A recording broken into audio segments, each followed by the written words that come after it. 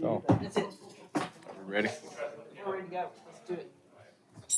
Welcome, ladies and gentlemen, to the August 2nd, 2022 Planning Commission meeting. Before we get started, if you would please stand and join me in the Pledge of Allegiance, followed by the invocation.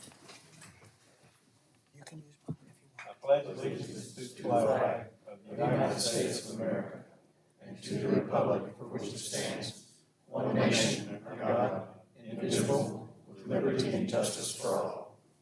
Let's pray. Heavenly Father, we're just thankful for the great city that you've given us to live in, to raise families in. We pray that this commission will make these decisions that is what's best for our community. I ask you to please be with the people that of this town and keep blessing them. For it's in Christ's name we pray. Amen.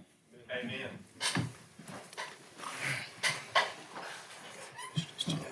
I'll call this meeting to order, and we'll start with a roll call. Howard Austin. Here. Mark Cloud. Here. Gary Compton. Here. Roy Covert. James David. Shannon Mueller. Here. Peyton Parker. Here. Dale Tyler. Here. Need a motion to approve the minutes for July of 2022. Motion to approve as presented. Motion by Dr. Compton, Second. second by Ms. Mueller. It's all in favor. Oh, yeah. All in favor, say aye. Aye. All opposed? Motion passes. Before we get started, we have some items on the agenda that are tabled tonight and will not be heard. The first is R2247, Blue Ribbons Farms. Will not be heard tonight. L2245, Large Scale, will not be heard. R22-53, Springdale's Best Storage. PP22-10, pre-plat, will not be heard. W2213, waiver of street improvements, not heard. C22-13 and B22-76 is Clayton and Jennifer Warmington. Is this lot split and a waiver will not be heard. C22-15, Rudy Villafranca with a variance B22-79 will not be heard. P22-2210, Springdale's Best Storage is tabled. I already said Blue Ribbons Farms. We're tabling L22-48, Patton Industrial Park Amended. And I think that's it. First item on our agenda is Augustine and Maria Lopez, R22-44, 633 Sanders Avenue, presented by Eduardo Velasquez.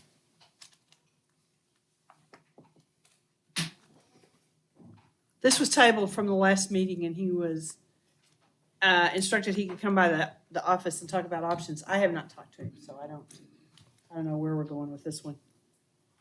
I did speak to him after last meeting, and he had indicated he wasn't sure if he was gonna go through with the rezoning, but he never told me yes or no, so I don't. Okay, and he didn't file an appeal in the amount of time that needed to be. He didn't file an appeal either, and so an appeal hasn't been heard either. So that rezoning request for that particular one cannot be submitted for at least a year. Okay? We'll move on to R22-45, Jerry and Deborah Martins, Grace Crossing. Also a PP2209, pre-plat for the corner of Harbor and Jean George Avenue, presented by ESI. Thank you, Mr. Chairman. Jason Apple with ESI. We're requesting a PUD rezone for this piece of property, along with a preliminary plat, which has 46 single-family lots located on the southwest corner of Harbor and Jean George. I'll answer any questions. Staff comments? As we talked about last time, we tabled this because there were some additional items that needed to be done with the development plan. The comprehensive land use plan does indicate medium density residential, and the rezone request is recommended for approval, provided that the development plan and covenants were amended and reflect what we had talked about. There's still some items that in the development plan that was resubmitted that we need to address, and I'm gonna go through those things tonight. It indicates that the development will be done in 2 phases. And it shows on the plat itself that it's gonna be 2 phases. Will this infrastructure, the private drive or the private street through there, will that be built all as one in phase 1? Or is it anticipated that there will need to be a temporary turnaround for the end of phase 1? Temporary turnaround, so not all the infrastructure will be built Okay. for phase 1. It indicates also that the anticipated timeframe to complete infrastructure construction is 12 to 18 months. So you need to revise the preliminary plat to show that temporary turnaround and show that it would be replaced when the second phase is done. Now, I need to ask if there is any issues with the fire department or building inspection. If there is, it's done in 2 phases with that temporary turnaround. Anticipating that it could be another, well, they say 18 to, where have I read that? 16 to 18 months, or 12 to 18 months to complete the whole thing.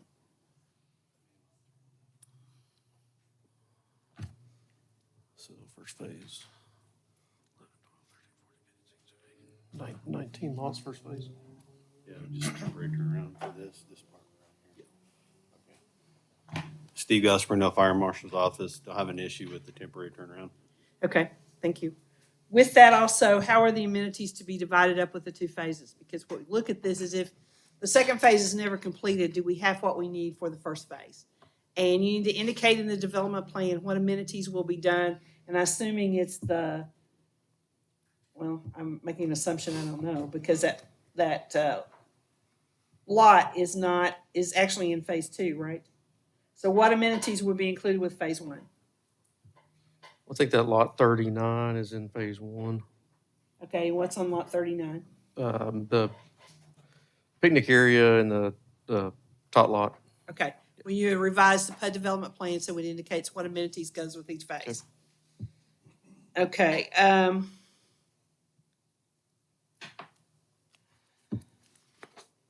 the street name has been changed to, it was Gray Street, which is a conflict with our 911.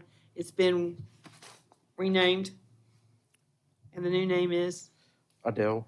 Okay, and I'm asking my staff, did we check with, there's, okay, we'll still have to know whether or not that's a conflict with anything else, okay. The development strategy indicates that the intent is to develop a site as a PUD with 46 single-family residential lots. The entire subdivision will be residential with no commercial uses proposed or allowed, yet you're adding for a mobile home temporary marketing office. So that's not really a commercial use, but you do list cultural, recreational, and health facilities, and I'm assuming use unit 4 is going to be restricted to recreational uses only, since there would be no commercial activities in there at all? Correct. Okay, so the PUD document needs to be amended to reflect that. The developer intends to build and then sell or lease homes on all lots. However, developer reserves the right to sell vacant lots as market conditions warrant. All homes will face either Jean George Boulevard, Harbor Avenue, or the common POA park area of the property. And we might want to indicate that the lots numbers for that, because on your site plan, it indicates it is lot 48. Okay, so you'll put that in there so we know for sure which one we're talking about. And you'll note, I'm pretty particular about this because this is gonna last forever. All lots will include rear load garages with capacity of at least 2 cars with driveway access from Adele Drive. And we need to confirm that it can be called a drive and it meets the naming requirements of the ordinance to make sure it's dry. And since we don't have that confirmed yet, we'll need to make sure that that gets confirmed. A private drive, and it needs to say it's an approved private street. Because in order to create lots, you have to have it on a public street and/or a approved public street, an approved private street. So that needs to be in there, in that, not a private drive that's built to city standards. Which will runs along the rear of the lots. No direct driveway access to Jean George Boulevard or Harbor Avenue will be permitted. Typical lot sizes is 36 feet wide by 110 to 115 feet long. The permitted uses will be citywide public uses by right, use unit for cultural, recreational, and health facilities, and I'm assuming you're gonna limit that to recreational uses only, and that comment needs to be made outside where it says use unit 4. Single-family dwellings as a use unit 8, use unit 9, 0 lot lines, and use unit 34 model home temporary marketing office. It doesn't indicate on the plan itself, will there be one marketing office for each phase? Where will it be located? How long will it be there? There's not much indication as to how that's going to work, and that needs to be identified in the plan itself. So we have 46 single-family lots on 19.8 acres, which is 2.3 units per acre. The green space is 14.5 acres of green space, which is 73%, which is a little bit misleading because part of that is in the floodplain. You can't use it anyway. Can we identify how much of that 14.5 acres is actually in the floodway? As we said, the lot sizes will be 36 by 100 to 120 feet deep with the following setbacks. And we might want to go to the plat so everybody can see which lots we're talking about. Okay, lots 1 through 12 will have a build-to line of 15 feet from the Harbor Avenue right-of-way. And you'll notice that there is an existing power easement that goes across through there and indicates in the plan that that power line will be relocated, I assume, into to a utility easement that parallels the street instead of cutting across those lots? Yes. Okay. And does it show on there that that power line will go back into that easement, the new one that's being created? It will have a 0 side setback on the west side and a 10-foot on the east side and a 20-foot building setback from Adele Drive as an access easement. Actually, that is instead of an access easement, it is approved private street. Okay, lots 13 through 16 will have a 25-foot from the Harbor Avenue, Jean George Boulevard right-of-way. And as you'll note on this plat, it's a really wide right-of-way. And I know there's been some discussion about who's going to maintain that. I guess since it's city right-of-way, the city will maintain that. Y'all know that. So it may not be mowed to the same level as the yards, Understood. okay? Just pointing that out for the first time we get a complaint, okay?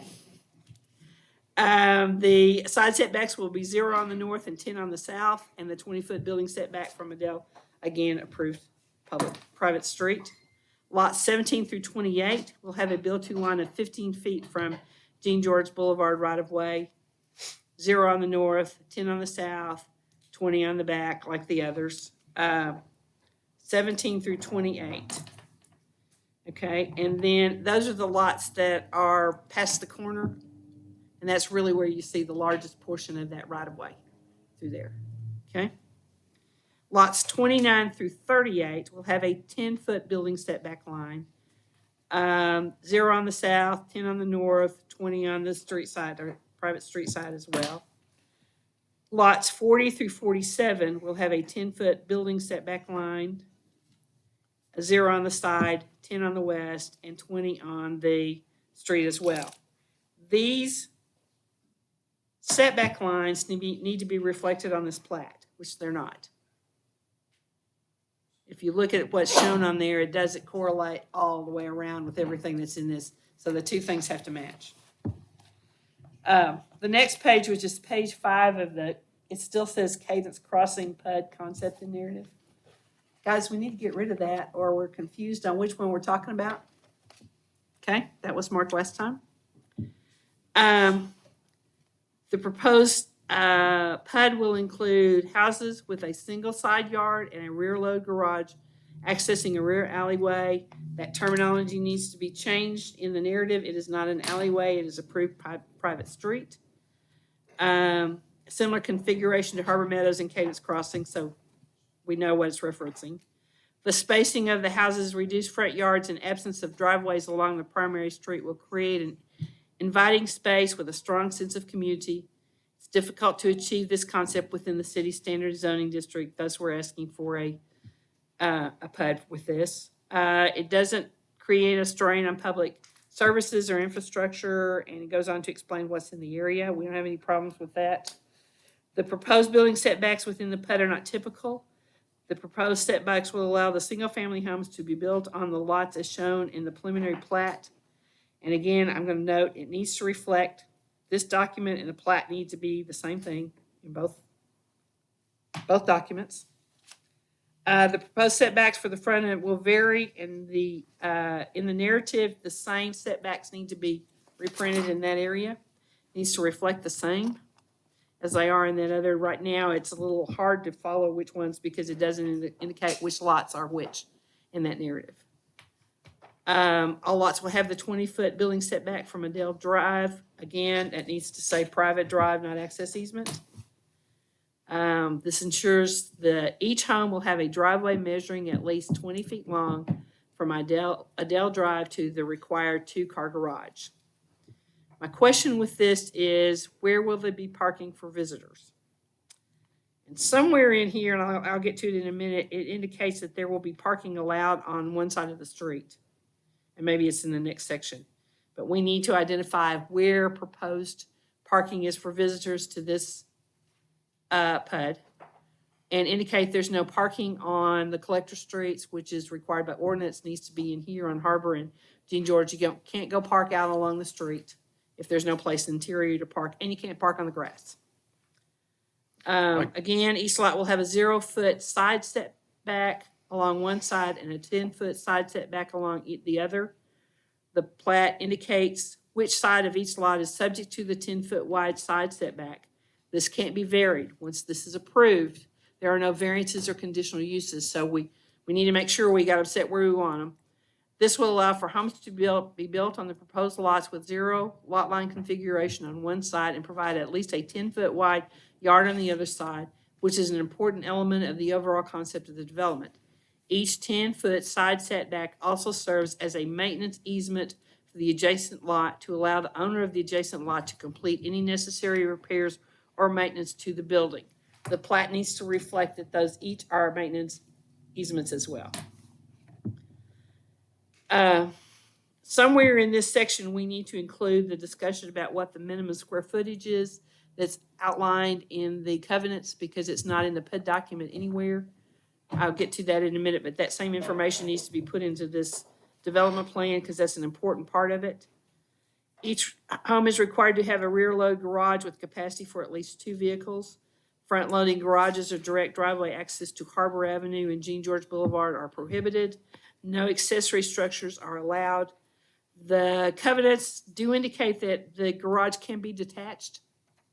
So can they or can't they? It needs to be identified one place or the other. If there's no accessory structures, then it can't be a detached garage. So you need to pick which way it's going to go, and both Understood. documents need to say the same thing. Okay? The covenants specify exterior building material requirements, all of which will be required to be high-quality materials. Primary building materials will include brick, stone, manufactured stone, wood, and concrete siding such as hardy board, hardy brand. Vinyl siding shall be allowed for soffit or fascia and allowed in limited quantities for siding on upper levels. Can't exceed 20% of the exterior. Is there any combinations that are not allowed? Can they be all brick? Can they be all stone?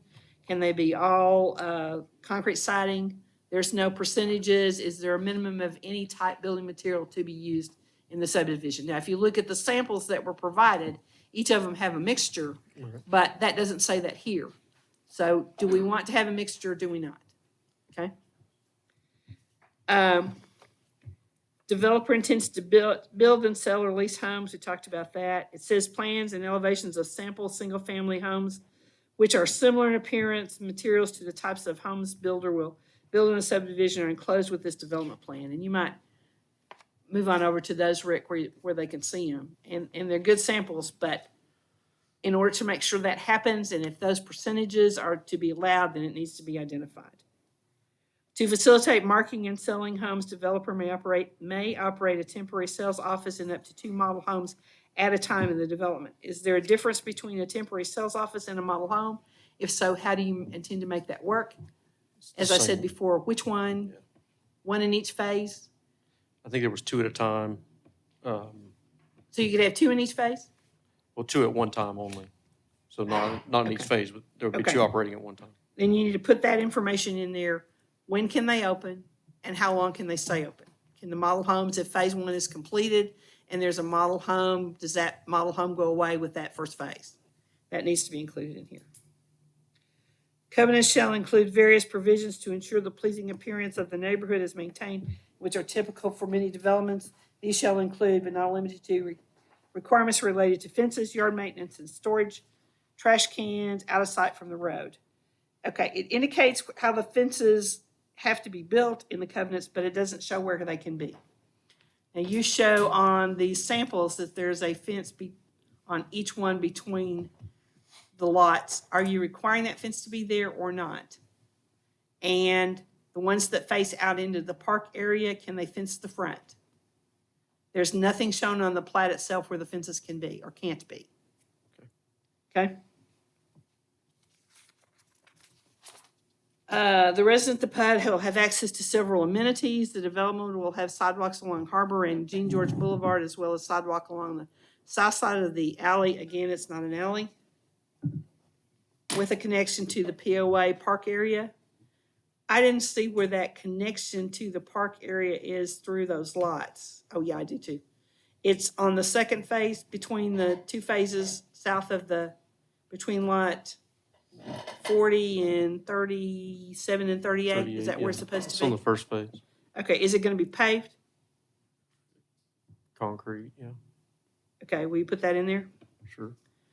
There's also on the master trail plan shows the trail, the Pride of Springdale Trail. It's still not showing up on here where that trail easement's going to be along the creek. We need to show that on there, and then we need to show an access from this subdivision to that trail. A In an connection, easement form? Or how do you want? at least an easement for it. Now you showed trees along there on that, and this is, it says there's a landscaping plan, but I didn't see a landscaping plan.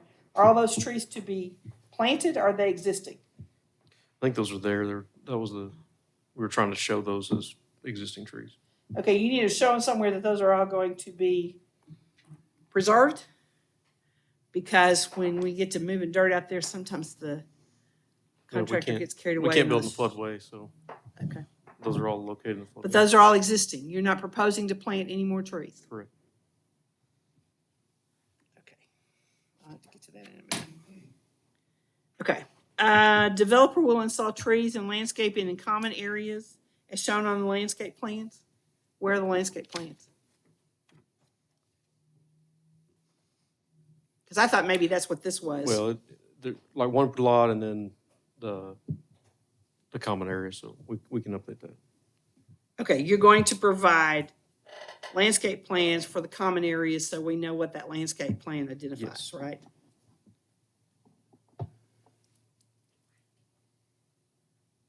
Builder and developer shall provide a standard 1-year warranty for each tree. Our ordinance requires a 2-year. Is there a reason why you can't do 2 years instead of 1? 2 years fine. Okay. And then you list the type of trees that can be used. POA shall be responsible for maintenance of all common areas, detention pond, and the private street. Okay. And the next paragraph, it says a private street for rear access. It needs to be an approved private street for rear access to homes is the only proposed street to be constructed. In the subdivision, it will be 29 feet wide with a 35-foot wide access easement. Streets will be inverted with a 5-foot sidewalk and parking provided only along one side. Is it identified on the plan which side that sidewalk and parking is to be provided on? Is it on the plan? Yeah, the sidewalk's on the western side of the street, and then the parking will be on the eastern side of the street. Okay, If you- it's not clearly marked on here, at least it's not easy to see. That needs to be identified so we can tell where that is. All streetlights along Ideal Drive shall be private. That also needs to be included in what the POA is responsible for common areas, detention pond, private streets, and lighting. Is there lighting there is lighting along King George Boulevard, I know. Is there lighting along Harbor? Because I don't think there is. I don't think there is at this time. You do or you don't? I don't think there is at this time. Okay, there would need to be streetlights along Harbor if there's not any there. Signage for the subdivision will consist of 2 monument signs. One sign will be located adjacent to the Harbor Avenue right-of-way just west of Lot 1, with the other at the southeast corner of Lot 27, and they are going to remain on those lots, not as common area. Correct? Yes. Okay, Need so an there has easement. to be something, there has to be some kind of an easement in order for the POA to get on there to maintain it, if it's going to be on private property, because we don't want to get into that issue sometime in the future of nobody's taking care of the sign, because they can't get on there to do it. The landscaping plan, is there any irrigation provided for the landscaping on the common areas or at the signs? Because I don't have a landscaping plan, so it doesn't show that. Not at this time. No irrigation. Okay. Again, developer intends to begin construction as quickly as possible. Once the putting construction plans are approved, it's anticipated that construction will be complete within 12 to 18 months. The property adjacent is A1. I think that takes care of all that kind of stuff. Let's get over to the covenants themselves.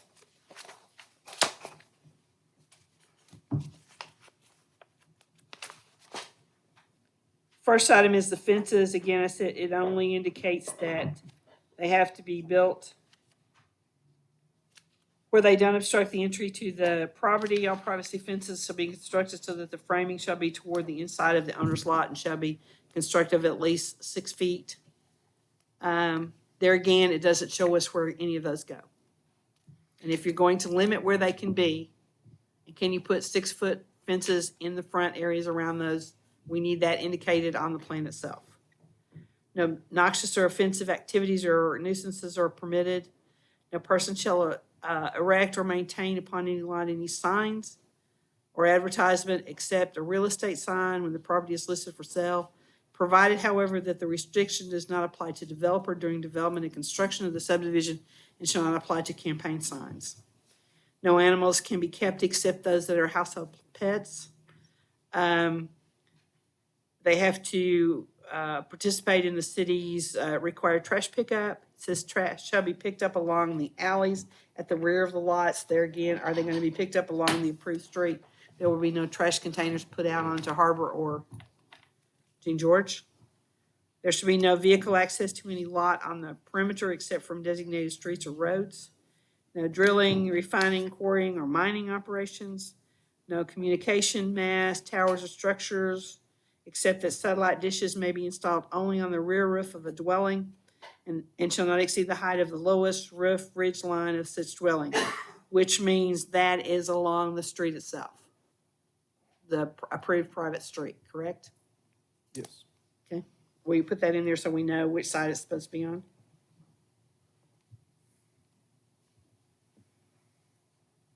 Any solar panels within the subdivision must be installed only on the roof of the dwelling. Any charging stations for electric vehicles must be located within the garage, no exterior charging stations. Parking shall be allowed along the south and west sides of the central street, but overnight parking on the street shall be prohibited. No vehicles may be parked in front yards at any time. No, and what about the rear yards, because we have those rear yards subject to the approved private street, can they park them in the yards on that side? Because it says no vehicles can be parked in front yards at any time. I mean, there will not be a lot of parking in the green space. Okay. There'll be paved driveways through the units. Will you take that so they can only be in paved driveways instead of not parked in the front yards? No semi-trailer park, trucks, or commercial vehicles shall be allowed to park in the subdivision either on the streets or the lots, provided however that the restriction shall not apply to developers during construction and development of the subdivision. Moving trucks shall be allowed on a short-term basis. Again, make sure that that's shown on the plat so we know which ones, where the parking and the sidewalks are supposed to be. Recreational and camping vehicles, trailers, and boats may not be stored or parked on the lots. All dwellings in the subdivision shall have a minimum of 800 square feet of heated area on the first floor and 1,300 square feet overall for all floors. All dwellings should have a maximum square footage of 3,000 square feet overall. This needs to be included in the development plan. The minimum and maximum square footage are exclusive of garages, porches, patios, and decks. Irrespective of other provisions regarding amendments of these covenants, the minimum and maximum square footage requirements cannot be amended except with express approval of the developer in the city of Springdale.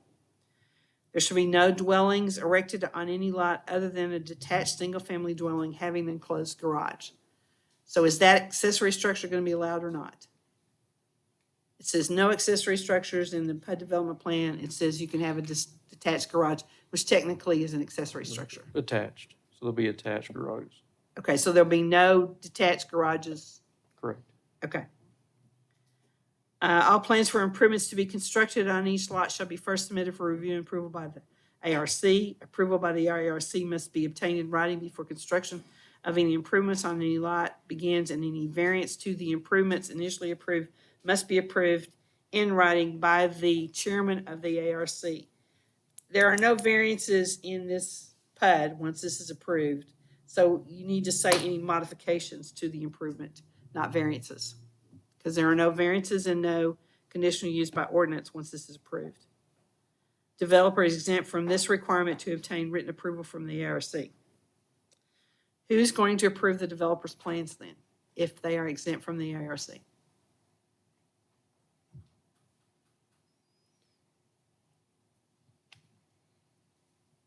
And if the developer retains ownership of all of the lots, then there's nobody reviewing the plans. They have to meet the development plan requirements. I'm sorry? They still have to meet the development plan Right. requirements. Right, but the way this worded is a little strange, okay? All exterior walls of the dwelling erected on the lot shall be finished with high-quality materials. Again, talking about are there any percentages of types of materials? All roof pitches shall be a minimum of 612. No metal roof shall be permitted. Roofs shall be covered with shingles using architectural composition or better. That needs to be put in the development plan as well, under the same conditions. All lots shall be maintained, mowed, and kept free of noxious weeds, whether they be improved or unimproved, provided, however, that this section shall not apply to developer during construction and development of the subdivision. We're going to anticipate, or we're going to expect the developer to keep everything mowed and cleaned up during construction, so that exemption really won't work. If owner allows grass to grow such that it is more than 4 inches high, developer association shall have the right but not obligation to have it mowed without giving notice to the owner, and shall charge $75 or the amount it costs developer association to have it mowed, which is greater. I think what you're trying to say is you don't have to keep the grass at 4 inches during construction, but you got to keep the site clean and not let it get tall grass and piles of dirt and all that kind of stuff all over it. So that needs, the writing needs to change. All lots are subject to easements that are shown on the plat, including but not limited to easements for fences and entry signs. You have the access easement for the trail, and then the Pride of Springdale Trail needs to be put on there as well. The covenants last for a period of 30 years. After that, it takes may be amended at any time by record of 60% of the lots. It does say that the city has to approve any amendments because this is a covenant or a PUD. The city has to approve to any amendments to the covenants and/or the development plan. If after 30 years, anytime within 6 months, they can draft and execute new ones, but the city has to sign on those again. And then if no action is taken, they're automatically extended for 10 years at a time. Again, if any changes are made, the city has to make that approval as well. No person who is required to register as a sex offender may have residence in this subdivision either permanently or temporarily. It establishes a homeowners association. All lot owners become automatic members when a lot, conveyance of a lot to him or her. The association membership will pass with lot ownership. All lots will carry 1 vote in the association, except the developer should have 4 votes per lot which the developer owns. Creates liens on the, each of the lots for annual assessment of charges, special assessments for capital improvements, and anything like that's been established. The purpose of the assessments is to related to the use of enjoyment of common properties, insurance thereon, repair, replacement, and modifications, and for the cost of labor, equipment, materials, management, and supervision. Also includes the improvement of the street as well, or maintenance of the street, because it is an approved private street. The city doesn't take it on for maintenance. The annual assessment for each lot shall be $300. And it is due the beginning of each year, prorated if you buy in the middle of the year. It allows the assessment of special assessments for capital improvements. It also needs to indicate that that can be done for maintenance of the approved private street. The change of the maximum of the annual assessment, and it provides a procedure on how that can be done. Indicates what is a quorum that it takes for this association to operate. What happens with late payments, duties of the directors. It establishes a seed money on the front end. Upon recording of the final plat for the subdivision, developer shall pay an initial $2,500 into the account of the association to cover any expenses occurred prior to the establishment, stabilization of the subdivision. That allows if there are any legal liens or anything that need to be filed, there's some money to take care of that.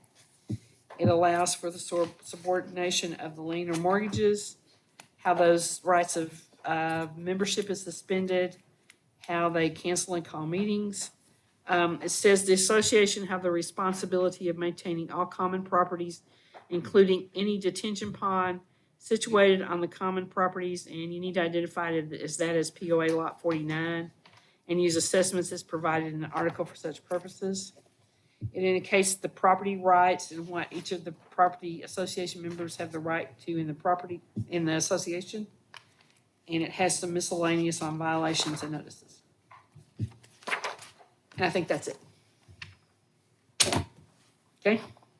I know that's a lot, but it's a lot of details. To make sure we got all the details covered, that's what we're here for. Okay? So now we're down to questions. First, we need to make sure that Jason has any questions about any of those things that I've identified that need to be amended, or have any problems with any of those. I don't think so. I think, we can provide like a typical fencing plan, typical lot fencing plan that would cover the fencing requirements, give you a better street section, showing parking and the sidewalk relationship, and then give that material break on the buildings. I think those are my takeaways. And I didn't specify any percentages of materials, and we just need to know what they're gonna be. Correct, yeah. If you look at the pictures, they're great pictures. They look good. But we need to make sure that we have a way to make sure those great pictures are carried out throughout the subdivision. Because I'm not gonna be here every day to make sure it gets done. We have any questions or comments from the audience?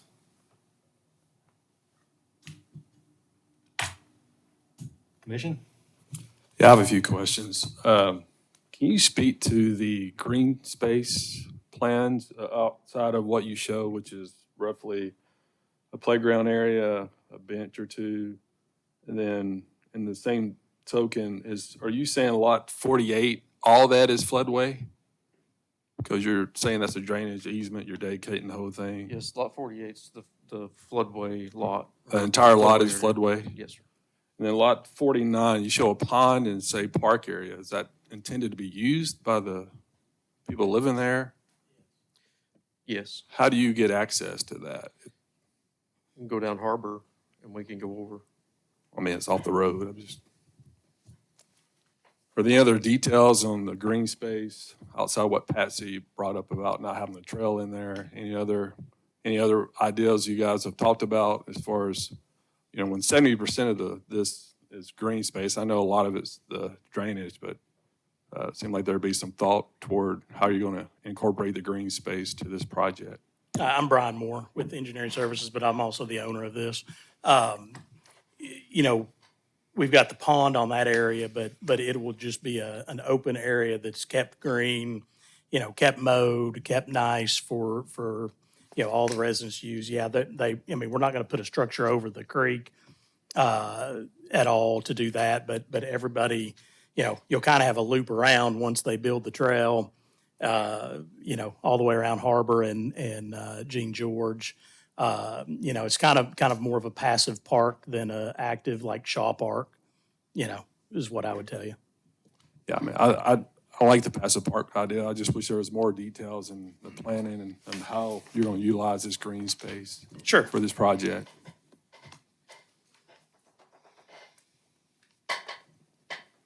Hey, Jason, the two comments that I heard from residents were about drainage and runoff. So I just thought maybe you could explain what you have to do in terms of not increasing the current runoff, that kind of thing. And then could you also talk about the street? Because I think there has a few people expressed concerns about that being used as a cut through to avoid the roundabout. And again, it's kind of like that, but could you speak to that, please? I mean, it's going to take you twice as long to get through there, I guess, than going around the roundabout. But, using it as a cut through, I don't know. That seems kind of far-fetched to me. But as far as the drainage goes, we'll meet all city required drainage manual ordinance requirements, which is mitigating any runoff from increase impervious area, which is the reason for the pond. So we should be able to show those calculations and provide that mitigation as required. But you can't increase the runoff more than what it is currently at. You have to mitigate Correct. that. Yes, sir. And you're doing that through the pond? Yes.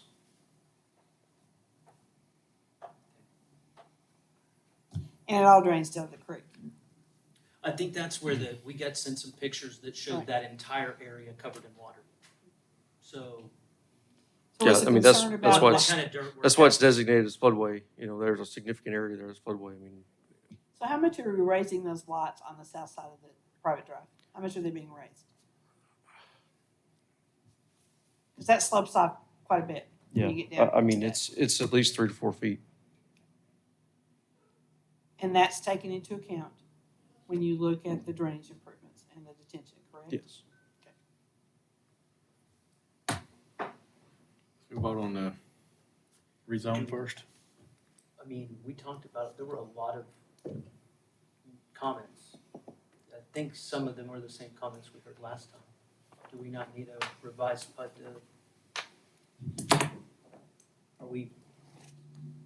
What are we voting on?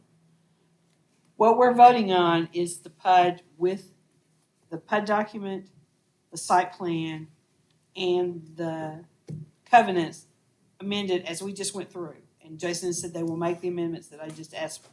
And that would be what would be approving, is to recommend to council that the rezoning request be approved for a PUD with this development plan, this set of covenants, and this site plan. That's what we would be doing. Some of the things that you said, though, they were questions. They weren't definitive. There are some fencing, issues. For example, and Yes. I'm just asking this so that Right. less for my own benefit, probably, and more for people that are here. We didn't hear how the fencing plan was going to be. In the last meeting, we heard that people living up on the hill have to look back into this, and so I think fencing is one of those things. I'm just asking. Well, and I can address fencing, you know, it'll be a lot like the Founders Park homes that have a fence, you know, just beyond so you've got 10 foot on one side, setback, 0 on the other. So your green space, if you will, is in that 10 feet. Most people will want that as, you know, privacy, so they'll want to put the fence up. Some people, on the other hand, don't necessarily want they just want a cast iron fence so that the dog can see. So, you know, we didn't put in there fencing, but, you know, I mean, it'll be 10 feet back, 5 feet back, 12 feet back. I mean, it's not uniform. It's whatever, you know, it's decided by that homeowner and what they want. They may want less green space, you know, to live in and more out front. You know, as far as the same comments, you know, we met with Patsy, went over everything. We've made the changes. I know she's been on vacation, so she probably wasn't able to look too long. 3:30 this afternoon. That's what exactly. So, you know, I feel like we've met all of hers. The two major issues I feel like at the last meeting was the parking, and we've increased the size of the easement. We've put on street parking, so now we have that. And then the other one, which was big, was whether they were 1-car garages or 2, and where you're gonna park the people. And it was in the document last time. Nobody just knew it. So they are 2-car garages. So, and that was really the main items I feel like in the last meeting. Now, I wasn't here, but I watched it online, so. Okay, let's go back to the plat itself. Mhm.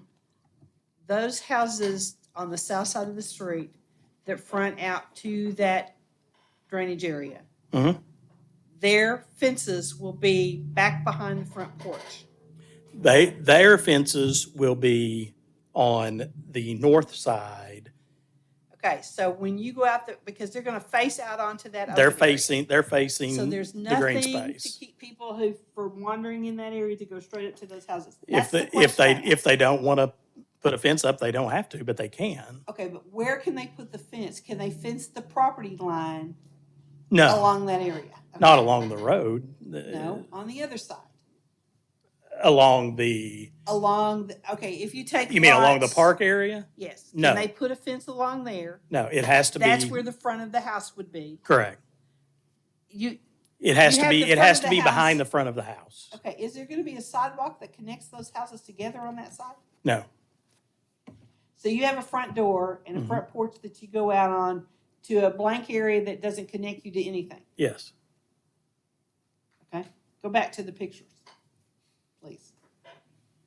Okay, so if I have any of these houses on the bottom, Mhm. and I'm facing, those are the 5 houses that face it out to that common area. Okay, That's what you're gonna see. I can't Yes. even walk from my house to the neighbor on the sidewalk. I gotta walk across the yard.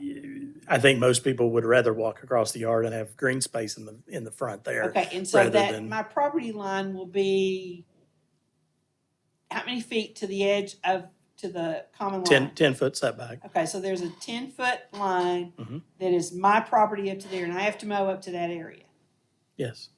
Okay, beyond that 10 feet, then it's Then part the of the common area. the that POA people can will get into. do, Okay, yes, That's the look you want. yes, absolutely, Okay, that's my question. absolutely. Brian, do you have a landscape architect on staff or part We of this have one on project now staff, or yes. one coming? We have one on staff. Well, it refers to a landscape plan, but we haven't seen one yet, so. Other than, that's what I thought, those trees on there were new trees, not the ones that are to be saved. When you're using this as an example, as Cadence and Harbor, they've got a street in front that sets the front boundaries of that. And you Sure. can go from one lot to the other. Those lots on the inside are not something Sure. that has I mean, that if you'd connection. rather them I'm connect, we not can do saying that. they should- I don't, as the developer, I did not, and we didn't show it. You're just questioning whether we did it or not. And I said no, and I mean, if you want it there, we'll throw a sidewalk in. That's not a But problem. what you're telling me, but- this fencing plan says each one of those fences has to be where it's shown on here. Yes. Some of them can be all the way up to the front edge of the house. Some of them can be further back, but they can't be up 10 foot in Correct. front of the entire house. Correct. Okay. That's what I was trying to get to. Gotcha. We're ready to vote on the rezone. We don't have any more comments or questions. Be a call for the vote. Call for the vote. Call for Mr. Cloud. Austin. Yeah. Cloud. No. Compton. Yes. Mueller. Yes. Parker. Yes. Tyler. Yes. Passes 5-1. Okay, staff will prepare the ordinance. It goes to council on the 23rd. And we need the revised development plan as quickly as possible. Okay, and site plan. So the two go together. Next is the pre-plat, 2209. Okay, besides those comments that we made where the setbacks and everything has to match what we have in the document, there may be some other comments that we have left on that preliminary plat. But that's the first thing that has to be done. Preliminary plat, I'll get that out of my mouth, is motion to, subject to staff comments. Okay, wait a minute, we need to go see if there is any. Rick, do we have anything left? Only standard comments. Just standard comments, okay. Engineering wise? I think we've mentioned some of these things. I'll run through really quick. Show minimum finished floor elevations for each lot, show a drainage easement around the pond, or show that the entire lot will be dedicated as a drainage easement. Grading as shown will require a no-rise certification. They've indicated that they were going to revise that. Show a temporary turnaround for the Phase 1 street. Specify areas for designated for on-street parking. I think we hit that. Ensure amenities have adequate, hard, smooth surface to enable user full access to and use of the amenities. In the drainage report, please double check the curve numbers. The proposed on-site curve number of 80 looks too low for this dense of a development. And then please submit a signed and sealed copy of the drainage report. Submit your floodplain development permit application, and then just a note that additional permits may be necessary through Department of Environmental Quality or Corps of Engineers. Okay, you gotta have a no-rise certificate. Have they submitted anything for that yet? Not yet. So I haven't gotten a full grading plan. There's a little bit of grading shown into the floodway. They said they were going to revise. No work can be done in the floodway. Okay, that means don't come and ask for a grading permit till we get that stuff, guys. Got it? Yeah, I mean, we'll provide Okay. the no-rise with the construction plans. This will be a motion to approve, subject to staff comments. Motion to approve, subject to staff comments. Motion by Ms. Mueller, Second. second by Cloud. Cloud. No. Compton. Yes. Mueller. Yes. Parker. Yes. Tyler. Yes, Austin. pre-plat passes 5-1. Thank you. Next, we have Fp2202 Big Emma, presented by Crafton Toll Associates. Good afternoon, staff. My name's Hunter Collins with Crafton Toll, here to represent Big Emma. We're asking for a deviation from the primary street build-to line minimum and maximum from 25 to 50 feet to 0 to 10 feet on East Meadow Avenue. Here to answer any questions. Staff comments? This is one of the areas in this neighborhood center type 2? Yes, yes. ma'am. Okay, where after we've worked with it a while, I think our maximum and minimum has been off from the beginning. We'll come back with an amendment to that, but they need to go ahead and move forward before we get that amendment taken care of. So staff would recommend that this deviation be approved. Any comments from the audience? Commission? This will be a call for the vote. Call for the vote, Dale. Call for the vote, Dr. Compton. Compton, Yes. Mueller, Yes. Parker, Yes. Tyler, Yes. Austin. Yes. Cloud. Yes. Passes 6-0. Thank you very much. Next is L 2243 Chandler Village amended. And with the variance for reduction of parking spaces. Okay, first we've got to decide that this is a change enough in the variance request for you to hear it, because the variance was denied last time.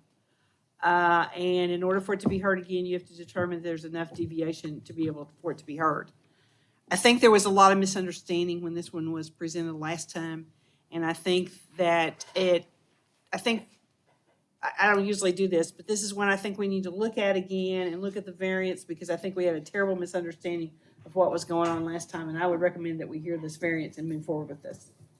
So, but that's still your call. If you want to hear it, yes. If you don't want to hear it, then we'll have to back up and figure out what to do based on that.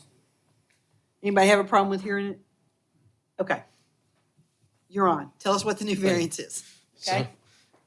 Jason Apple with ESI. We did modify the site plan slightly as well, work with fire to get that satisfied. As far as the parking goes,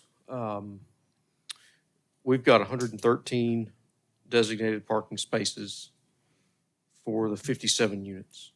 That includes driveways and the stripe parking spaces.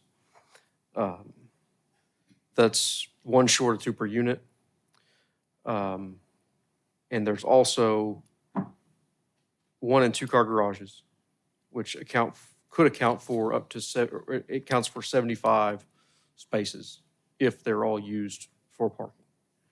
Now, So- let's back up before you move on.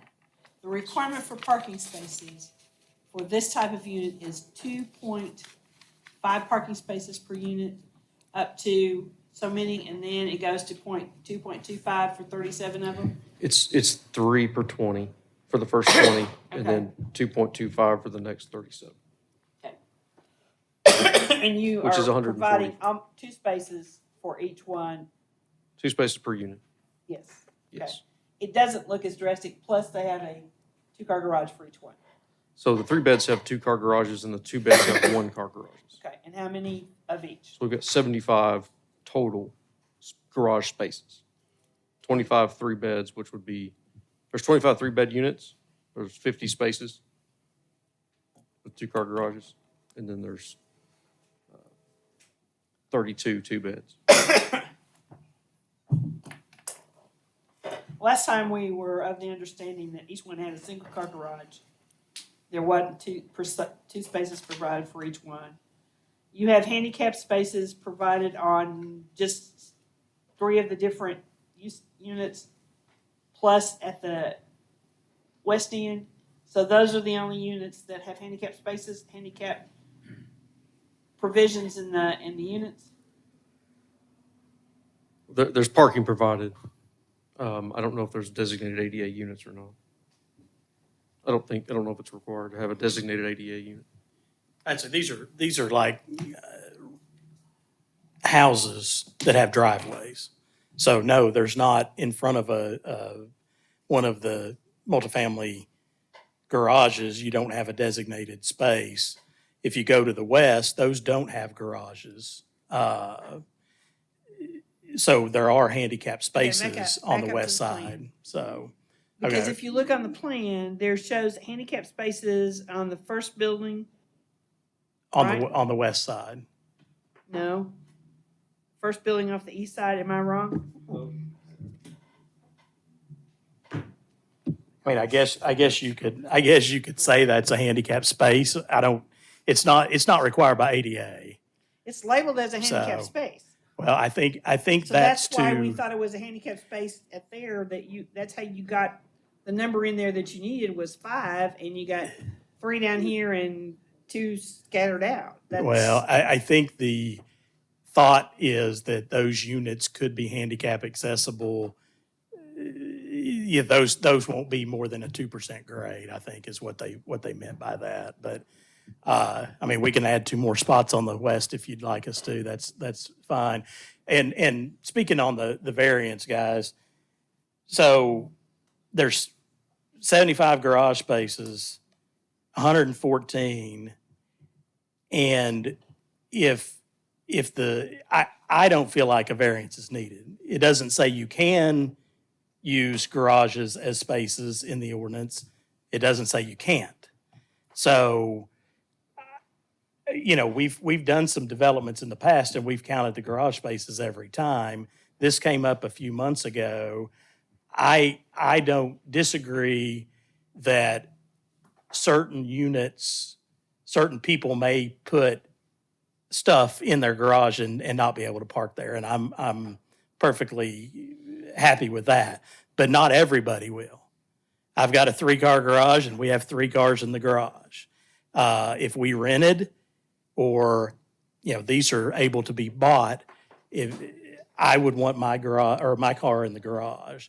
So I think what's needed is a clogging factor, if you will, to say, okay, 30% of people may, put stuff in their garage and they're not going to be able to park there or something like that. But I mean, we've got, and I don't know the total number, we've got if you count the garages, we've got an enormous amount of spaces. The irony is I can build an 8-bedroom house in the city of Springdale with no garage, and I only have to have 2 spots in a driveway. Okay, no garage, 8-bedroom house, 2 spots. This development has, and I don't know, 185 for 50. I mean, we're almost 3 per unit. So I feel like there's a big misunderstanding. There is no incentive for a developer to build a nice multifamily apartment condo unit if they don't get credit for any of their spaces. So now we're just going to have apartments. So, I mean, I feel like we need to look at the ordinance as a whole, not just on this development, but we've got a project that we're looking at on a big acreage for another client, and national developers done 25, and part of their model is they think their residents want garages, but if they can't use them, there's no reason to build it because it doesn't give you any more value if you have to build the parking outside the garage as well. Now, again, I feel like there is a clogging factor, if you will, and some people will use the garage as storage, but not everybody will do that, so. Okay, is this project designed to have one management structure for all the units? Yes. They're not to be sold off on No, they can't, they individual can basis? be. Yes, we will be coming back with a horizontal property regime, yes.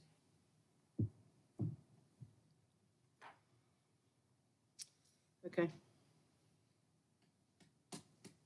In areas where walking to things is a part of the environment that you're in, downtown is one of those areas in the overlay district where we're building things with amenities around it. This doesn't have a whole lot except Walmart across the street.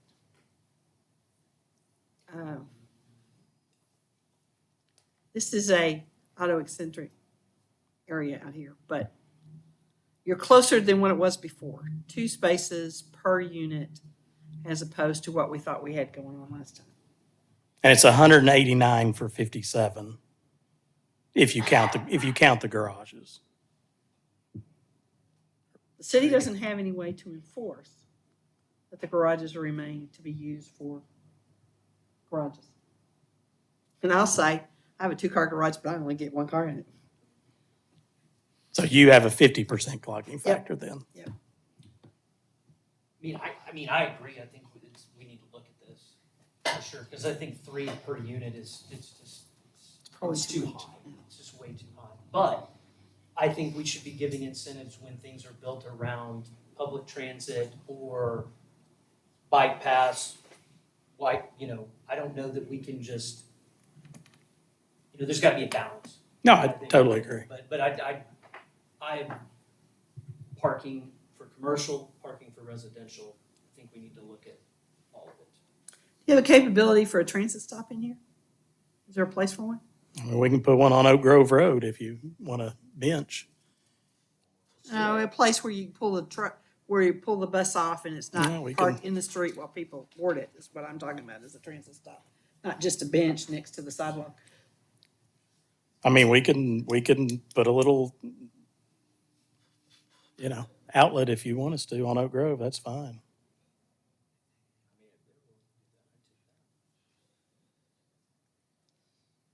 Okay, we got other comments. You wanna go, you wanna deal with the variance first and then move on, or we wanna do it all together? The variance has to be voted on Yeah, separately. Variance gotta go first. Everybody still wanna look at the variance? We have to have a call for the vote on it. Anybody have some comments? I'll call for the vote on variance. Call for the vote by Mr. Payton. I think what, I just want to say, for me, I just hate to see projects that are going to add housing and density get killed over parking. I know it's not ideal, the situation that we have, and I do think we should review it, but I'm voting this way, the way I'm about to vote, because I don't like to see things that are going to add housing get killed because we are haggling over parking spots. Let's see if we got any comments from the audience. Any more comments from the commission? All right, we have a call for the vote. Mueller, Yes. Parker, Yes. Tyler, Yes. Austin. Yes. Cloud, Yes. Compton, Yes. Passes 6-0. Now, do we have any other staff comments before we do a motion to approve the large scale? Other than standard comments, there's only the reference to the parking that was accommodated by the variance that was just voted on. Engineering comments? We need to see an accessible route to the playgrounds, and then also submit a floodplain development application and then update the floodplain zoning note, since we are building in the floodplain now.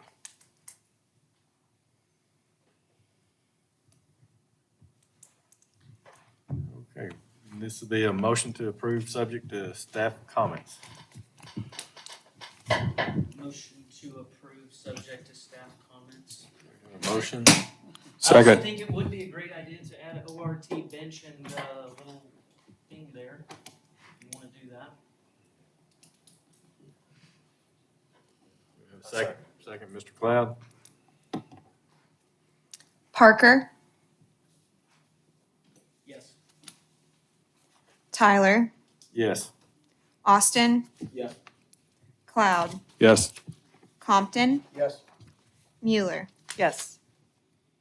Passes 6-0. Thank you. Move on to R22-46.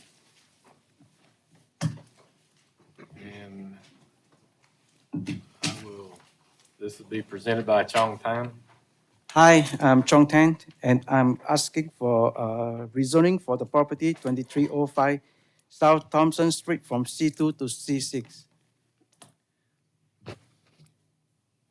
Staff comments? Yeah, staff comments.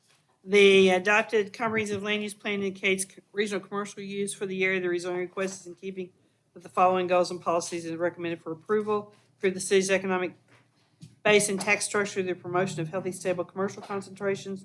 Assure adequate land allocation for commercial areas of sufficient size and encourage the development of a wide range of commercial development for the residents and tourists to include neighborhood, community, and regional centers. Any comments from the audience? Commission? This will be a call for the vote. Call for the vote. Mr. Austin? Tyler, Yes. Austin. Yes. Cloud, Yes. Compton, Yes. Mueller, Yes. Parker. Yes. Passes 6-0. Thank you. Staff will prepare the ordinance that goes to council on the 23rd. Okay, thank you.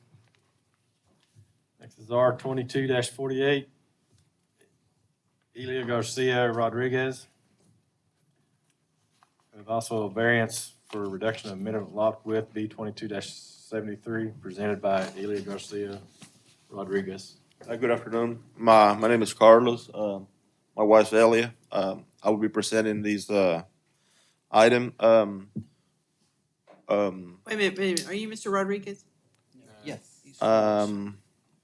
She doesn't use my last Okay, name. okay, My we're name is Carlos Arriola. okay. Anyways, what we wanted to do is we have a double wide mobile home in our property that it was grandfathered when we bought it. It was already there, and we would like to build us a house. We're working on getting us a floor plan. We have a 3-bedroom, 2-bath house, and we just want to do the same thing, but on a solid foundation with a little bigger rooms to accommodate our family. That's the whole reason of the rezoning. And the variance from 70 to 43 is because that's really all we have. So, Are you taking the existing mobile home out to build your new home? yes. Okay, because you can't have two structures on the same lot. No, we are removing. However, there is a structure there on site that is used as a storage. And it was already there, but we're not adding anything to it. Okay, accessory structures are okay. You Okay. just can't have two dwellings. No, on the same lot. that Okay. mobile home is going to be removed. Okay. The land use plan indicates low density residential use. The rezoning request is in keeping with the following goals and policies is recommended for approval. Protect the positive aspect of neighborhood character, assure adequate land allocation, encourage the development of a variety of housing types. Any comments from the audience? Commission? Be a call for the vote. Call for the vote. Call for vote, Ms. Mueller. Oh, do we need And we need to do the rezoning first. rezoning first? Okay. Yes. Austin? Yes. Cloud? Yes. Compton? Yes. Mueller? Yes. Yes. Parker? Tyler? Yes. Rezoning passes 6-0. We got a variance for a reduction of minimum lot width from 70 feet to 43 feet. It's B 2273, presented by Elia Rodriguez and Carlos Arriola. This will be a call for the vote. Call for the vote. Call for vote, Mr. Parker. Cloud? Yes. Compton? Yes. Mueller? Yes. Parker? Yes. Tyler? Yes. Austin? Variance passes 6-0. Staff will prepare the ordinance. It goes to council on the 23rd. Thank you. Next we have R 2249. Alfonso Garcia Carranza, presented by Blue and Associates.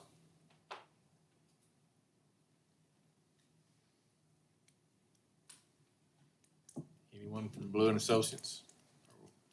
Are we on Zoom? Is anybody on Zoom from Blue and Associates? Good evening. This is Nathan Crouch with Blue & Associates.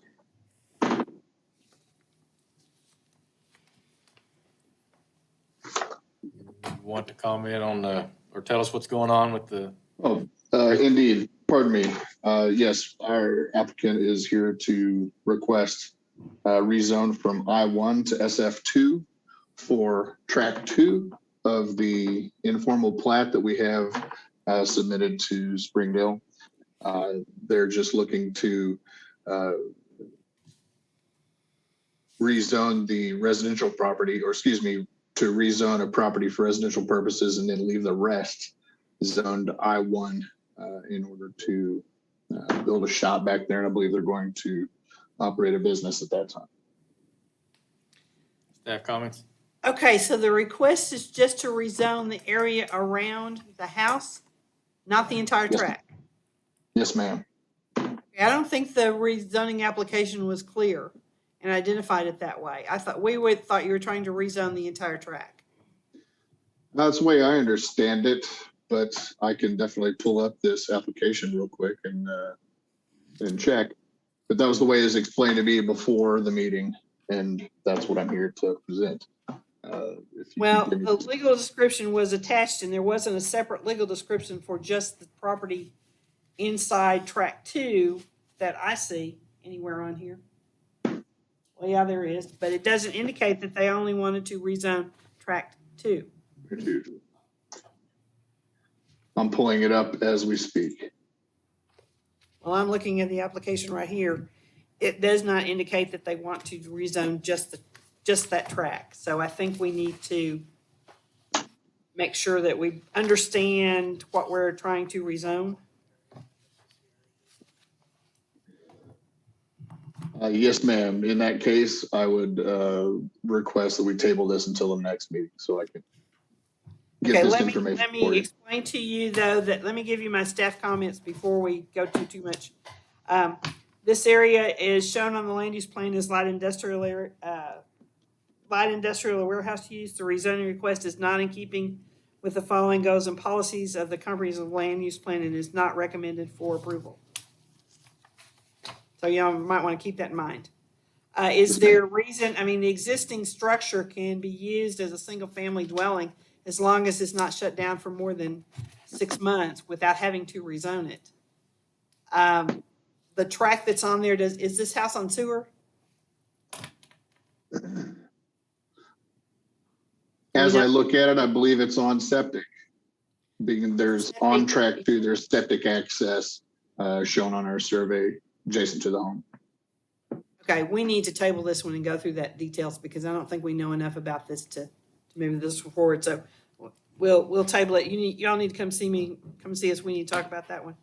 That's what we'll do. Thank you.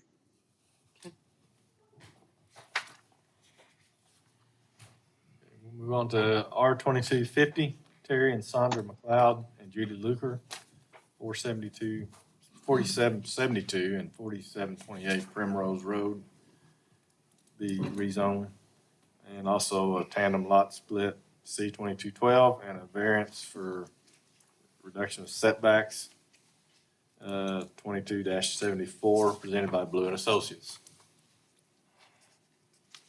Yes, sir. Thank you. This is, we're requesting CUP for tandem lot all the way on the west end, and then we're requesting a variance for setback reduction down to 2.78 feet. And that is on the track 2, where you can see the metal shop building that exists at that location. And we're just reducing or requesting to reduce the setbacks down so that metal shop building will be in compliance. On the north end of that track 2, northwest end, there's a metal shop 2.78 feet from the property line, and the carport on the south line of track 2 at 2.42 feet. And so our request is for 2.78 feet at the north and 2.42 feet at the south. Staff comments? Okay. They are requesting to rezone the entire tract or just? I'm confused. Yes, ma'am.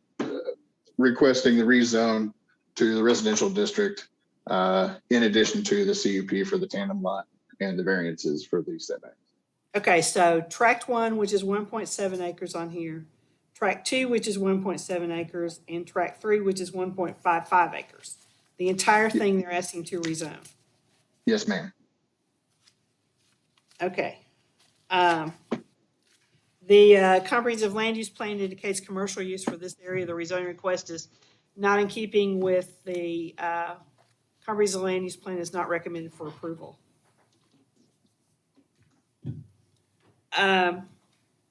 It's interesting that the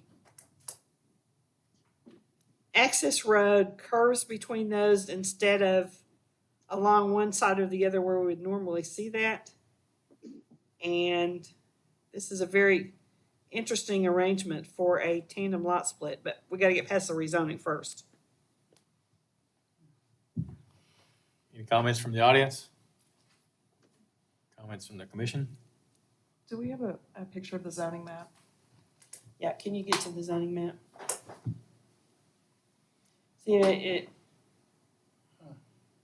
there's commercial to the south of it.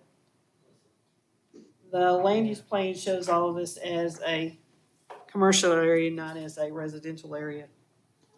Are there septic systems for each one of those lots? I don't show the septic systems on the, it looks like there's nothing existing on the back on track 2, but yes, ma'am, there's septic systems existing on the front 2. So we don't know if septic systems can be approved, or if the lot lines, if all the septic systems are contained on each of the lots? The way I understand it is they are all contained on the lots, basically due to the location of the septic access not being anywhere near the common property line. And so I believe that those are contained within their own lots. You're making that assumption. That is an assumption I'm making, yes, ma'am, based on the location of the septic access. And has the third lot been a perk test done to determine that a septic system will fit on that lot?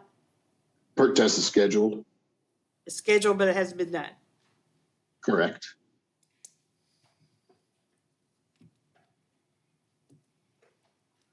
Any comments?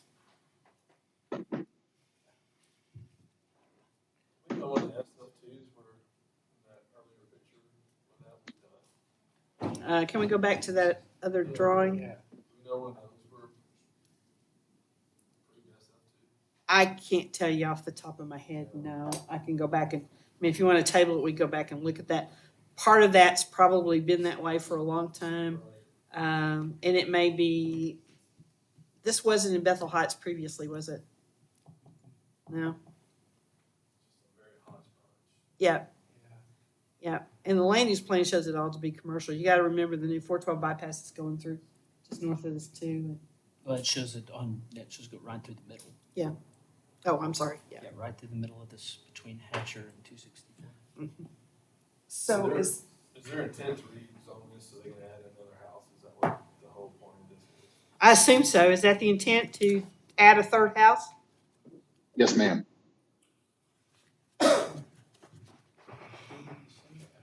I'm just curious if you've researched whether the northern bypass will have an acquisition on this property. We have not researched it. Have y'all looked into that? Have they been? I have not personally, no.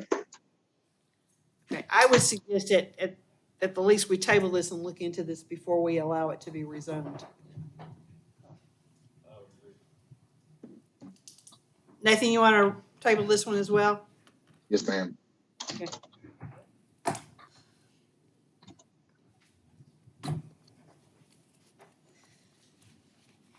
Gonna be a long meeting next time, guys. All this accomplishes. Next is R22-51, Chancad LLC, presented by ESI. How do you pronounce that? Chancad, yeah. Chancad. Thank you, Jason Apple, DSI. This property is located just to the east of Dairy Queen. There's you can see that little notch in the bottom. It's currently SF2. The rest of the parcel C2, so we're requesting the whole parcel be zoned C2. Staff comments? The comprehensive land use plan shows commercial use for this area. The rezoning request is in keeping with the following goals and policies is recommended for approval. Improve the city's economic base and tax structure through the promotion of healthy, stable commercial concentrations, ensure adequate land allocation, and promote the viability of older commercial properties. This is kind of a weird little piece at the back. Probably when the zoning lines were drawn many, many years ago, it was a nice straight line that went across through there and didn't have any reference to any of the property lines, and that's probably what created that, so. Comments from the audience? Commission? This will be a call for the vote. Call for the vote, Dale? Call for the vote, Dr. Compton? Compton, Yes. Mueller, Yes.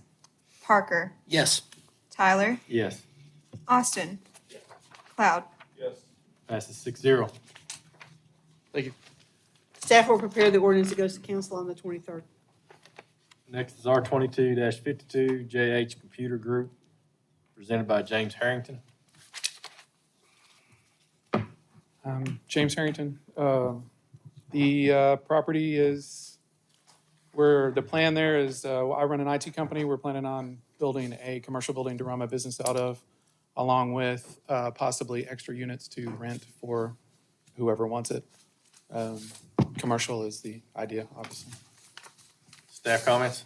Comprehensive land use plan indicates commercial use for the area. The rezoning request is in keeping with the following goals and policies is recommended for approval. Improve the city's economic base and structure through promotion of healthy, stable commercial concentrations, ensure adequate land allocation, and promote the viability of all the commercial properties. Any comments from the audience?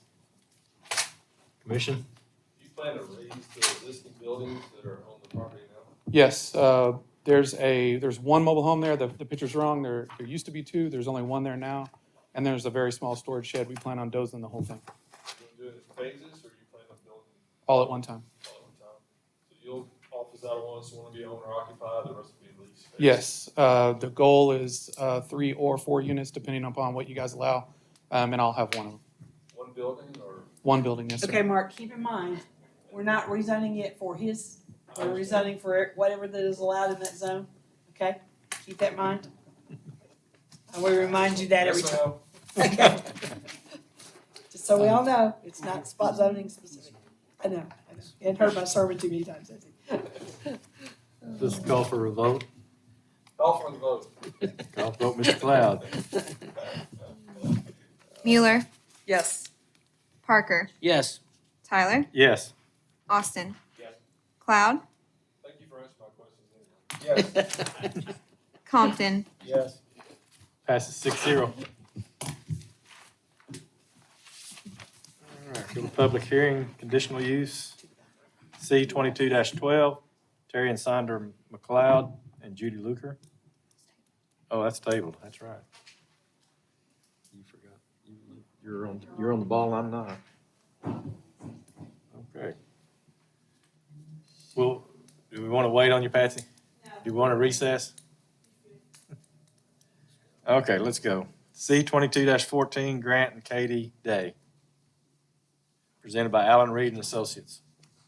Yes, I'm Justin Cope with Allen Reed and Associates, presenting a tandem lot split with a 30-foot access at 2147 Reed Avenue.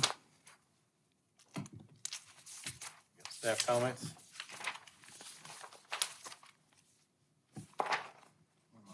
C 22-14.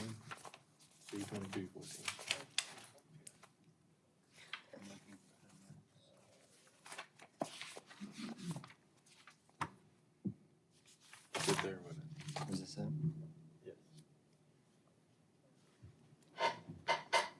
All right, adjusted tract B, over 2 acres in size, already has its own parcel number. Lots meet the lot sizes and meet zoning code, as does the use. Parcel is already in existence. Adjustments to the lines were being requested. No reason comes to mind as to why this should not be approved.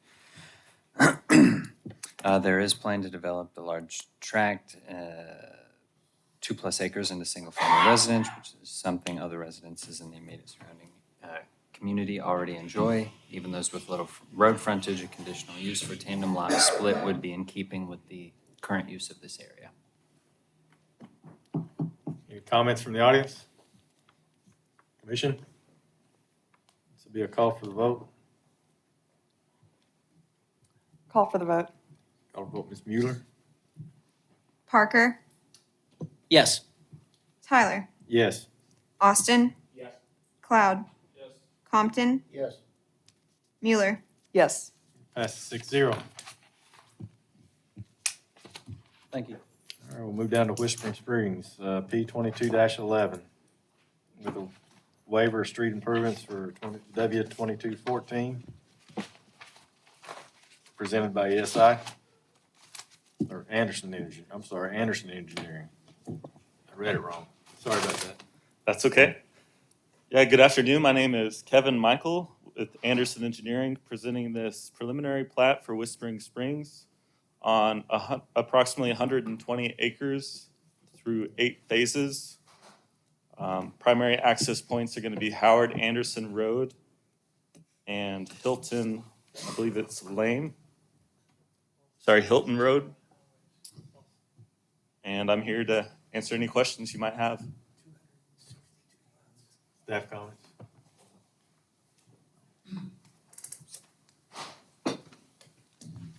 Planning noted the waiver of street improvements on Howard Anderson Road, and the remaining are just standard comments.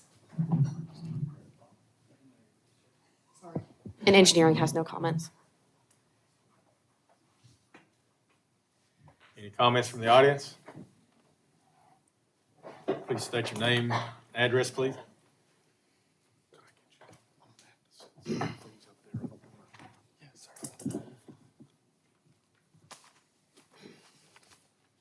Evening, Mr. Chairman and members of the commission. My name is Larry McCready. I'm an attorney. I represent Hilton Road Real Estate LLC. They are the property owners that are immediately north of this proposed development. Hilton Road LLC is also in the process of developing that property that adjoins this proposed subdivision, so they've got a vested interest in this project. There are, I think, several questions or several unknown issues about this project that aren't available yet that I think merit at least slowing this project down until my client and others around can answer them. Some of them we didn't see engineering comments listed yet. At least I did not. Didn't see comments that were noted from the utility or other city departments. The drainage study that was posted for the public seemed incomplete. There were large number of pages that were missing, so it's difficult to assess the impact that the drainage might have on, excuse me, neighboring properties. Haven't seen any proposed covenants for the property or restrictions that will go in.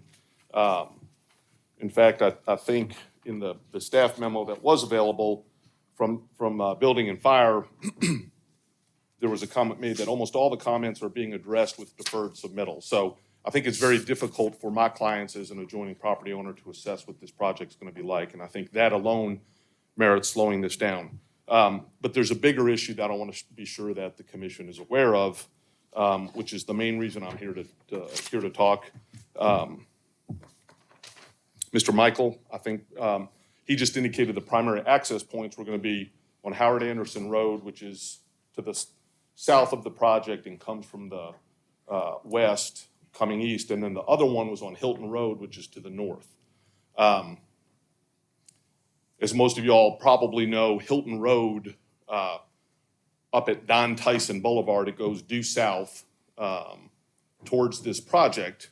However, the pavement and the improvements on Hilton Road, they stop at about Grand Valley Meadows Subdivision, which is roughly 1,200 feet north of this proposed subdivision. So there's no road improved from Hilton Road from that point down to the subdivision. To bridge that gap and to get there from the north, you've got to go across property that's owned by my client, Hilton Road Real Estate. In fairness, as part of the property that they're developing, that road will be constructed at some point, but they just don't know when.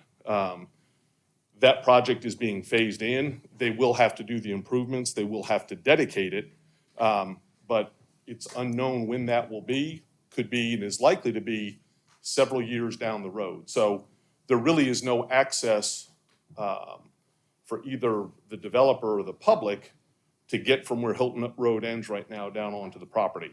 There's no easements that are filed of record. There's no other right-of-way that's been dedicated. So there's just no legal access at this point, and certainly not any improvements that would allow somebody to get from the north south onto this proposed development. This issue has been raised to staff. It's noted in the Planning Commission memo. Again, under the Building and Fire comments, it says that I've been advised that the Hilton Road project with the city does not extend all the way to this project. Also, the developments to the north do not intend to provide connectors for some time. That is the point that I'm making sure is stressed to the commission. We have got a 250 plus subdivision, lot subdivision that's being planned, and the access from the north does not seem to be worked out yet. There has been no contact by the developer to my client up to this point to try to work out some access. So it's unknown how that will be, how that would be obtained. until my client goes ahead and finishes the subdivision, improves that road, for which there's no timetable right now. So we wanted to be sure that the commission knew about that, and certainly my client thinks this issue alone merits, if not voting down this preliminary plat, at least tabling it until more information can be obtained. And I'll be happy to try to answer any questions. Okay, let me ask some questions. What's the gentleman's name? With Anderson? Kevin, have y'all made contact with the developers to the north about making that connection from Hilton? We personally, Anderson Engineering, have not made contact with them. I can't speak for the developers, whether or not they've had any contact with those developers to the north. Okay, so what was your intention of having access from the north using on Hilton, either for construction purposes? So for the first few phases, access is going to be from Howard Anderson Road. I believe it's phase 4 that will use Hilton Road as an access point. The intention was for Hilton Road to be developed or to be improved by those developments to the north prior to beginning phase 4 of this subdivision. Okay, so you're aware that that connection wasn't there and it wasn't your intention. Why are you asking for a waiver of improvements to Howard Johnson if that's going to be your access point into the subdivision for construction and or access until you get to that final phase?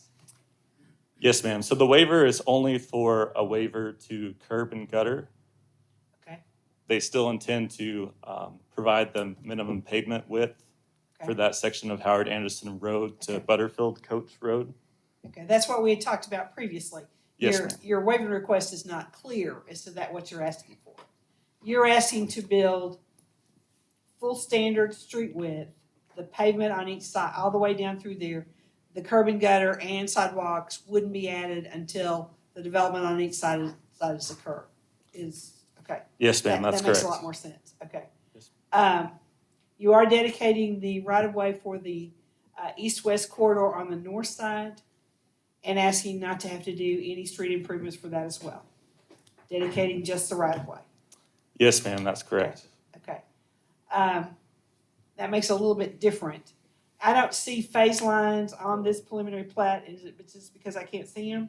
Or do we have a plat that shows the phase lines? I believe they're shown on there. It's just a light gray color, so it's It's a hard what? to see. Light? Okay. Light gray. They start west to east, kind of centered along those north-south roads. Okay, so the understanding would be that you couldn't final plat any further phases until that second connection is established, because the fire department wouldn't let you have that. So you understand that? I believe the plan was to proceed with the first 3 phases if the fire department would allow that. My statement is you understand that you can't final plat any sections of it until it meets the fire code with proper access. If that's 1 and 2 and 3, whatever it takes to get to that, that's all you can get final plat approval until a secondary access point is made. Yes, ma'am. Okay. Now, we need to clarify your waiver request so that everybody understands. You're asking to build Howard Anderson the full width of a street that's required, pavement section, just like we did on Watkins, to do no street improvements, including curb, gutter, and sidewalk on each side. And you still have to provide adequate drainage for that section, in that you may have to put ditches in both sides to make it work. But you don't have to put in stormwater, any storm pipe or anything like that. You understand that as well? Yes, ma'am, that's correct. They're planning for open ditches on either side. Now, Katie, in the stuff that they submitted to you in the drainage report, does it address that? Address the improvements to Howard Johnson being only at that with ditches on both sides? I don't think we have detailed construction plans for the Howard Anderson Road yet. Okay, where is detention proposed for this project? I believe there are 3 ponds. Okay. The northwest corner, and then these long skinny lots you see on the north and south are also ponds. Okay, so if we develop this in phases, the phases would be adequately drained to handle the phases as they are completed. They wouldn't go beyond phase 3 until the second access point, and the drainage takes care of all that, correct? So sometimes the drainage is phased a little bit differently from the lot, so that yes, they would have to provide us a phasing plan to show that all of their drainage is in place for the development that they are building at that time. Since this is just the plat, I don't have the detailed storm Okay. and street plans yet. Okay. May I make one other comment, Patsy? Sure. In perhaps it's on there, I can't see the lines on how it's phased, but I don't think that there's information on how many of those lots will exist in the first 3 phases. And so whether or not, Well, I'm gonna tell him he needs to make that clear before we move this forward, okay, so that we know exactly what the phases are and it's hard to see on here, okay. okay? But will the public have an opportunity to review that and comment on that before that's made clear and it moves forward? I Well, guess they're that's not the- gonna get, it's not like they're gonna get construction plans to start tomorrow. They will have to submit that as part of their construction plans, and we can make that available to you when the time comes and we get that and move forward with their construction plan reviews. If the planning commission approves the preliminary plat, or it can be tabled until we get all that information submitted and you move it forward all at one time. Those are your 2 options. If I could make one more comment, please. So I would like to point out there is that future east-west collector along the entire northern portion of this subdivision. There aren't currently plans to build that future collector, but I would like to point that out. So when it is completed, that will provide additional access to this subdivision. Additionally, the only thing that was required at this time was the preliminary drainage report and preliminary plat, which we've submitted. There were previous references to other documents that haven't been provided yet. Those have not been provided because they are not required at this time. Okay. Engineering comment says engineering did not review the latest submission. Is there a reason why you didn't review the latest submission? The engineering summary comments, that's what it says. Oh, no, we reviewed the latest submission. We didn't have any further comments on the plat itself. But it was reviewed. Well, the report I have says that engineering did not review the latest submission. Engineering will provide a full review when a complete set of construction drawings are submitted. And I'm assuming, Mary, that's what you're referring to. I think that must have been a note from Steve. I did review it. He must have not reviewed it. We didn't get any more information than we did from the first submittal. But with the first submittal that you got, with the preliminary drainage report and the preliminary information is enough that you feel comfortable that it can be moved forward as a preliminary plat? Yes. Okay. Katie, real quick, can you speak to, there was a comment about the drainage report missing pages or not being complete. Do you know anything about that? Or is that just because it was a preliminary and not a final? Yeah, Larry it said could be something. because usually at this point, and it depends, with the plat. We usually know where the detention ponds are gonna be, where they will outlet to. We're not gonna see things like detailed pipe sizes, outlet structures at this point, so I'm not sure exactly what pages they're referring to, but. Okay. It goes from about page 3 to page 45. Or I guess 42. Okay, just the numbering of the pages did not, it seemed like there was something missing. It appears that way to me. Okay. It looks like it goes right to the exhibit. It Oh, was okay. just difficult to try to, it's difficult to try to assess with the drainage report studies when there appears to be a lot of the information missing. Is there or is there not information? It appears that the pages are numbered where there is a jump from about page 3 to page 45. When I reviewed it, it did appear that there was enough information for a preliminary plat. Whether the numbering is off, or maybe we do see sometimes where a section will be withheld because they're still But working you on would, it, and it I'm will be assuming in the after you final looked at it, report. you would have noticed if pages 4 to 44 were. Or if there was were something gone. obviously Or if missing there that was we a usually look for, 40 yes, pages yeah. missing. Mhm. Okay, I just wanted to know that. I think it's important. Project of Yeah. this size that we have Starts with that. the appendix, so. The question Okay. is, I are mean, you that's pretty comfortable good. Okay. allowing this preliminary plat to move forward with these questions that have been raised, or do you want it to be tabled for a month to allow Katie to address all that, make sure we're not missing any pages, the phase lines are better identified, and the waiver request is clarified, we know what the waiver is? What is, if we approve a preliminary plat, what does that slow down, impede, or help, we agreeing to anything other than we'll look at this further? Is that all we're saying? If you approve the preliminary plat, the process now goes to they submit detailed construction plans and specifications to engineering. Once engineering approves those plans and specifications, they can go to construction. You don't see it again until the final plat is presented. 90% of the street work is completed, or 90% of water and sewer is completed, and 85% of the street work is completed, and you don't see it until then. So you have to be comfortable that what you see here is enough to let the project move forward to formal design. They don't want to do all the formal design until they know you're ready to go with this preliminary plat. Did you state that final plat for phases 1, 2, and 3 were possible without a secondary in an exit? I am saying the fire department will make the determination how many final plats could be approved before that secondary access point is needed. And I'm just saying that so he understands when he comes in with final plat number 4 and there's no secondary access, we're going to say, no, you can't file it. We're not even going to take it for consideration until that secondary access point is completed. That's really a note to the engineer to know how this is going to work in the future. You show, I see 3 detention on track A, B, and C, I believe.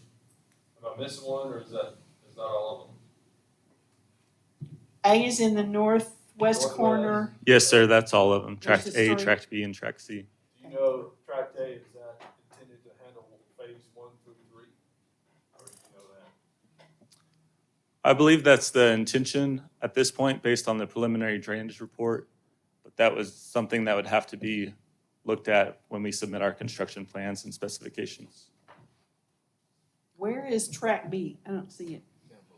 Track B is. Oh, right there on the bottom. Yes. Okay, I see it. I need to be able to touch the screen and make it go bigger. And I've touched it several times and it doesn't work. Are those lots just larger lots, or are they intended to be the lots to the, I guess, southeast? Yes, those lots to the southeast, this is phase 6. There's a total of 27 lots. These will be septic lots. The rest of the subdivision will be on sewer taps. Is there a purpose for that? There is a purpose. The problem is, at this point, there's only 235 taps allotted for this subdivision because of capacity with the sewer in this area. So I believe they're under contract for those 235 taps. So that leaves the remainder on septic.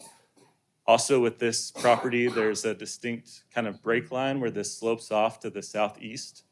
And that's along the north side of these larger lots, which also would make it tough to design a sewer system. So they're more appropriate for septic lots. And they're large enough that each one could have their own septic system, more of an estate type section of that on septic system.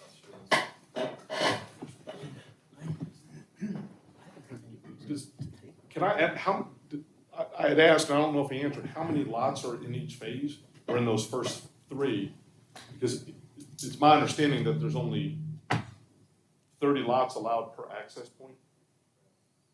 That's a correct? determination that the fire department makes, yes. Okay. So it's 30 per, so I just don't know if those first 3, if it's already violating that number. Well, the point being made, you cannot move forward with the final plat until that secondary access point is completed. Which means they can take on the cost of construction of all those and let them sit there and can't do anything with them and sell any of them until that secondary access point is established. That gives them get something done on getting another access point worked out. That's what I'm saying.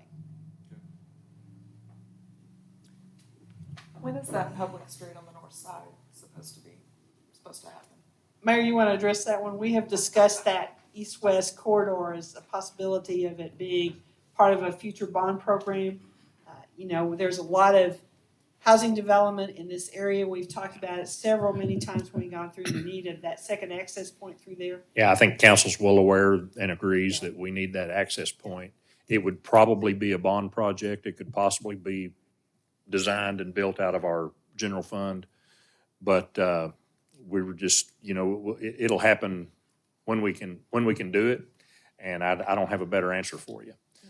We know that as housing increases out there, we're going to have to do it because we all, and the council all remembers when there were some other additions approved out there, and folks on Butterfly, they're already concerned about cutting through. And so we pretty well know we're gonna have to build another east-west. We just don't know when that'll be.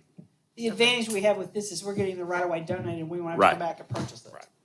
So it's really just a construction issue, which makes it quite a bit cheaper. Is the city responsible for Hilton Road completion, or is it the developer to the north that's supposed to complete? Well, the developer is required to build their half of the street the full width of their property. It is included in a future phase of that PUD. It just may not, and I think Larry's point is, it may not be built in the same time frame as when they need this, and that's something they need to work out between the two developers, or they have to understand that's not their second access point.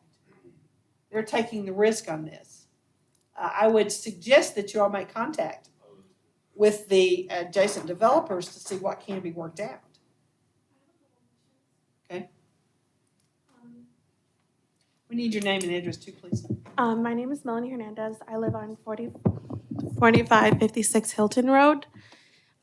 So that would be the secondary access road. Okay. I think it's pretty urgent that that road gets done because construction has been going through that road. It's a dirt road. It's a lot of dirt. They speed. There is no speed limit set.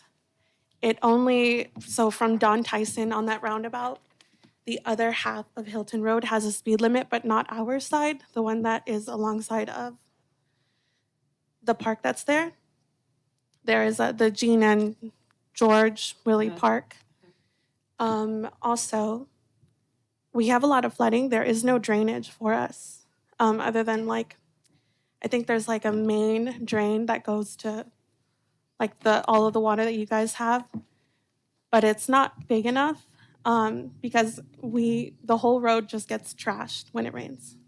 The city has entered into an agreement with the developer Okay. to do that portion of the street between the two phases of the subdivision where the developer is designing. And I don't know, Katie, if y'all seen the plans for that portion of the street yet, but all of that will be done at the same time that connects those two pieces together. That little section in there that was outside the city limits before, the city's already entered into an agreement with the Yes. developer to get that portion of the street done. Okay. Drainage will be handled with the development that's going on with putting in detention ponds, and they've started work out there. Yeah. Okay, and. No, the city doesn't Okay. control the timing, but we are all aware that there is an With- issue out there. Yeah. Other side would be Engineering Services, Inc. If you contact engineering and talk about the plans, they don't have them yet. I assume you don't have the plans for the street improvements for Hilton Road yet. That contract was just approved at council. Right, so we have the piecemeal plans from each Right. development. We haven't really seen them Okay. the full way, but they will include drainage with storm pipe under the road, sidewalk and things like that as well. We won't have those ditches anymore that flood. Okay. We are also concerned about mold. There is a lot of flooding on the homes that are already on both sides of the road. Okay. And that contract was just approved, not this last council meeting, but the one before that. Just a couple of meetings ago. Yeah, so it's in the process to address at least that portion between the gap, and that area's all been annexed into the city too. Yeah, and I think the only point I'm making is that gap right now, that will be the future road, but right now it's just private property. Well, I'm talking about the gap that's between the two areas of Hilton PUD that was not in the city limits. That's the gap that's being filled. Gotcha. In terms of the road though, there's some gravel there, but it's not a road yet. It's private property until those phases get built out. Correct. It won't get dedicated and become a road. That's correct. Dave, do you think your customers or clients open to tabling this so that we can communicate to the developer to the north? So we can understand the timing of the Hilton Road? Yes, I think they would be open to tabling it. Okay.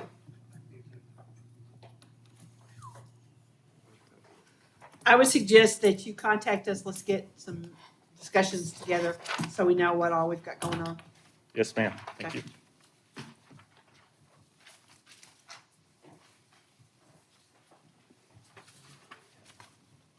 Moving on, we're going to the replat, RP 22-12 Picnic Edition, 303 and 305 Park Street, presented by ESI. Thank you, Mr. Chairman. Jason Apple with ESI. The intent of this replat is to combine these two lots at 303 and 305. Staff I'll answer your comments? questions. Only standard comments from the planning department staff. Any comments from the audience? To the commission? This is a motion. Motion, subject to staff comments. Motion by Mr. Parker, second by Mr. Cloud. Tyler, Yes. Austin. Cloud. Compton, Yes. Mueller, Yes. Parker. Yes. Passes 6-0. If you want this to go to council next week, the ordinance needs to be in our office by Thursday at noon. No problem. Thank you. Next is RP 22-13, The Crossings, presented by McClellan Engineers. Hi, this is Justin with MCE. I'm here to present for the crossings. We are doing a replat of Lot 1, creating 4 new lots. 2 lots will be buildable. 1 is basically making a lot out of the public or the access easement where the streets are down the middle, and then 1 of the lots is a detention pond. And I'm just here to answer any questions you may have. Planning staff has only standard comments. Any questions from the audience? Comments from the commission? It's a motion to approve, subject to staff comments. Make a motion to approve, subject to staff comments. Motion by Mr. Parker, Second. second by Ms. Mueller. Austin. Yes. Cloud. Yes. Compton, Yes. Mueller, Yes. Parker. Yes. Tyler. Yes. Passes 6-0. You want this to go to council next Tuesday evening. The ordinance needs to be in our office by Thursday at noon. Thursday at noon. Thank you. Next is FP 22-01, Cadence Crossing, presented by ESI. Thank you, Jason Apple with ESI. Getting close to completion of construction at Cadence Crossing. This is on West Gibbs Road. There's 27 buildable lots in this PUD subdivision. I'll answer any questions. Staff comments? The planning department has only standard comments. In addition to standard comments, please specify the lengths of each street to be dedicated to the city. And note 1 states that all streets have 50-foot of right-of-way. And please correct that to include the alleys and the correct width of Cadence Street. Any questions from the audience? Commission? I'll make a motion to approve, subject to staff comments. Motion, Mr. Parker, Second. second by Ms. Mueller. Cloud. Yes. Compton, Yes. Mueller, Yes. Parker. Yes. Tyler, Yes. Austin. Passes 6-0. Thursday at noon. Yes, ma'am. Next is FP 2202, Collins Cove, presented by ESI. Thank you. This plat for Collins Cove is on North 56th Street. It's a 20-acre development. Streets are paved. Really close to finaling out. We've got 56 total lots. Portion of those lots are in Elm Springs, and we are going through the same final plat process with the city of Elm Springs concurrently. Staff comments? Planning department has only standard comments. Engineering comments, submit your detention certification, specify lengths of each street dedicated to the city, but please distinguish between Elm Springs and Springdale for this one. And then please remove the improvements along North 56th Street that were waived. Jason, is this going to be one plat with both cities signing on the same plat? Or are you doing 2 separate plats? two separate plats, I believe. Yeah. It's easier if you do that because, We'll kind of distinguish the two so that there's. I mean, you can show it all on there, but what we're accepting is only that portion that's in Springdale. But Elm Springs can't accept theirs unless Springdale's been accepted because there's no way to access them. Correct, yeah. Okay, so we need to make sure we get this in the right order. Okay? Not a problem. Any comments from the audience? To the commission? Be a motion. Oh, I'm sorry. Sorry, we Yeah, I'm James Fortin. I'm just north of the little pond they have there. I got 12 acres in there. And the other day when it rained, inch and 3/4, I've got flooding going down because there ain't nothing holds in that pond. It's just a straight shot from 16 drainage at both sides of the street go into that pond. And how they got that developed with a little dips in their road because there were 2 600-foot chicken houses there. And it was all pretty level except one drain to the left and one drain to the right. And so now it all drains into this pond that just all drains on me. And I'm wondering what they're going to do about it. I've contacted the engineers, everybody else, and nobody will talk to me. I've even got a film of it if you want to see it. It just comes down through my property about 15, 18 inches deep through there. Just the other day with that 1 3/4 rain. Katie, you or Jason want to address that? Yes, sir. I mean, I can take your info and we can come out and take a look. Yeah, that's what I tried to contact the city engineer, and I went to ESI and talked to them, and they were supposed to call me, and nobody's called me. Gotcha, okay. Well, if you can write your number on there, I can get you a call back. And we'll take a look. Katie, have y'all been out there and looked at it to see if it works? I haven't seen it in a rain. We haven't seen a certification yet, but I have seen it and it has been, appears to be built according to the plans.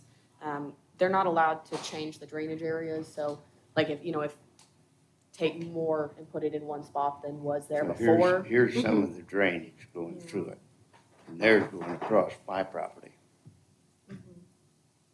And it's got a, Oh, it's really muddy. yeah. And I've been there 23 years, and I ain't had this problem yet. You didn't have water across the property like that before? Well, I had water, but Right. it drained all over the property. It wasn't all funneled into this pond. Okay. So that's all I got to say about it.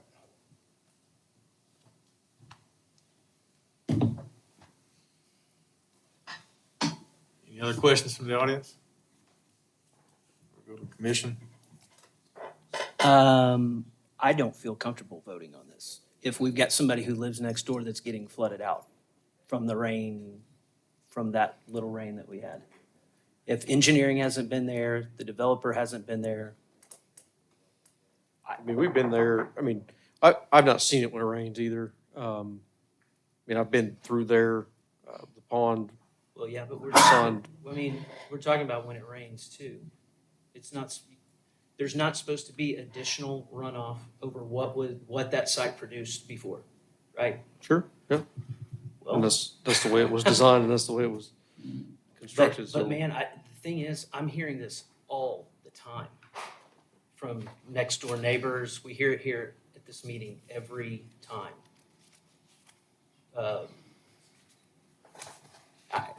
We're talking about somebody else's property here.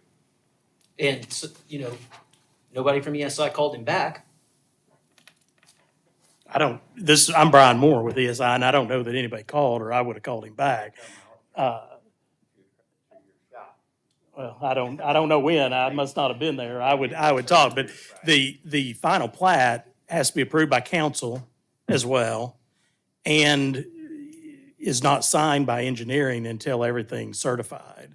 So, we still have that process over the next 2 weeks to get that done. I mean, the pond out there is huge. I mean, you can look at it and see it takes up 3 lots on the other side. I don't know if if they've got some, something covering the inlets and it's not going into the inlets and stuff, but it's something that we can work with engineering now and over the next couple of weeks before we've actually filed the plat. Here is what it is. All 16 inlets go into this, come in here. And it's all straight through. With this goes right on my property. The pond don't hold the water. It will, in a How? huge rain, it will hold water. It will not, it's a detention pond, not a retention pond. But we can work with city staff on, over the next couple of weeks to make sure it gets done. I don't know what Because it's 1.5 inch rain, this is what it did to my property. This runs straight through, there's 16 inlet. And where they built the roads, they put some dips in the road. And then all the inlet runs into here. Sure, that's typical. On the other side of the hill, they did the same thing, which they should have had a pond on the other side of the hill, but they didn't. Let me show you this. What it's doing. Our drainage calculations are correct. They were approved by staff. We can work with staff to go ahead and get this. I'm telling you, I don't feel comfortable voting on it. And I've been there 23 years, and I ain't never seen this, and I've been in 12-inch rains. Sure. Ron, is that the detention pond, is that showing an outlet there? There is an outlet, yes. Yeah, Is that where Yes. you're saying the water goes straight in. And that was the low spot. To the outlet, it's all level. There ain't nothing holding nothing back. We don't have another, I don't know that we have another leverage point. You know what I'm saying? The city council's a huge leverage point. I'm not on and- city council. And the director of engineering is a huge access point as well. Okay, everybody else can speak. I'll be quiet. This takes a motion to move forward. Yes, it'd be a motion to approve subject staff comments. Well, can I say one other thing? Sure. When I was out there to the office at ESI, I walked out there and told them, I said, I got some problems with the retainer pond. And they said, well, where is this at? I said, never mind where it's at. I said, I just want to know how they're supposed to be built and what they're built for. They told me they was built to hold water. And after so long, they're supposed to evaporate or sink in the ground. But then they got pipes for excess runoff where if it gets too high, it starts running off. I said, there ain't a pipe one in this. It runs directly out of 16 drains into the outlet and comes right across my property. So that's all I know.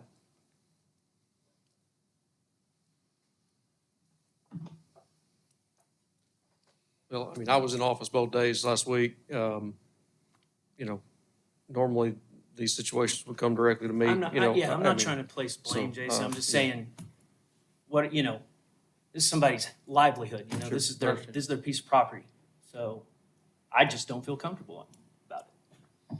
Maybe the drainage report is correct, but maybe it's not built right. Or maybe the drainage report was not correct. I don't know.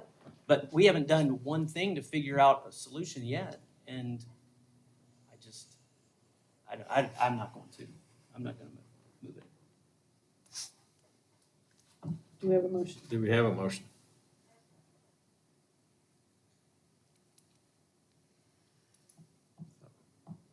Doesn't appear we have a motion, so we can't vote on it. I'd say table it until we get all that information. If we vote on it, I can guarantee you right now, I won't vote no. It's up to the commission whether. Well, there's not a motion to move it forward, and so we'll be on the next. I'm sorry, Mr. Combs? There's no motion. Yeah, there's no motion, so it'll be on the next agenda. Move on.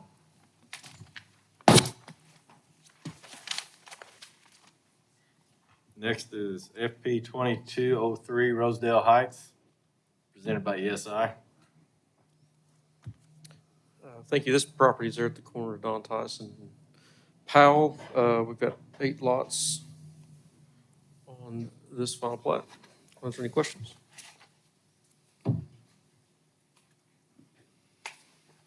Staff comments? Staff has only standard comments. Thank you.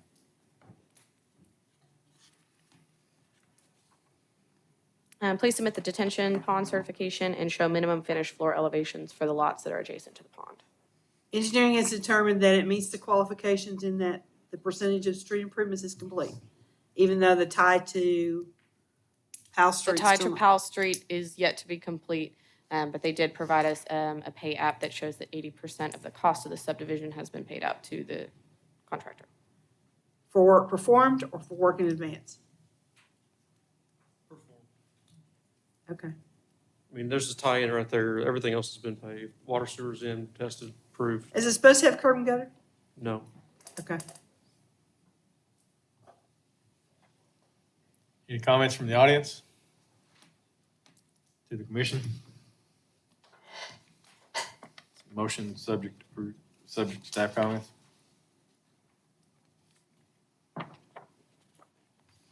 Motion to approve, subject to staff comments. Motion, Ms. Mueller. Any second? Second. Second, Dr. Compton. Compton, Yes. Mueller, Yes. Parker, Yes. Tyler, Yes. Austin, Yes. Cloud. Yes. Passes 6-0. Ordinance in our office by Thursday at noon. Yes, ma'am. Next is FP 2204 Hilton Phase 2, presented by ESI. Thank you, Mr. Chairman. This second phase of Hilton Place, we have 47 buildable lots on this phase. I'll answer any questions. Staff comments? Planning staff has only standard comments. Submit the detention certificate and please specify lengths of each street to be dedicated to the city. This one, the Hilton Road improvements have been done on your side of the street, the full width of this property. Not totally complete, but they're being completed with this phase. And you'll bond for it if you want the plat signed before that? Yes. Okay. Any comments from the audience? To the commission? This is just north of the plat we looked at previously, correct? There's another piece of property between it and Whispering Spring. Yeah. Close. Close, yeah. If you see that gap, go back to the picture. You see where the pipe's stacked at the end of the road? Yep. That property is the next property behind that. Yeah, so there's a gap still. There's about 300 feet. It's 300 feet north of there, so there's a small piece in between. Motions to approve, subject to staff comments.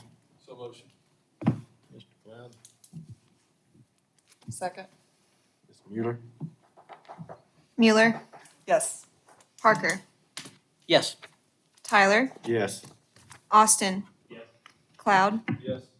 Compton. Yes. Passes 6-0. Thank you. We'll go to large scale developments.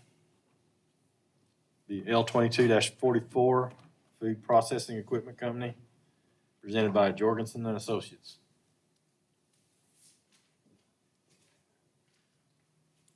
Good evening, Planning Commission and staff, and just thank you for your time.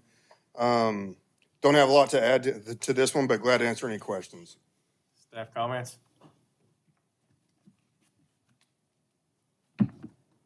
The overhead doors reflected on the elevations need to be also reflected on the site plan, and remaining are just standard comments.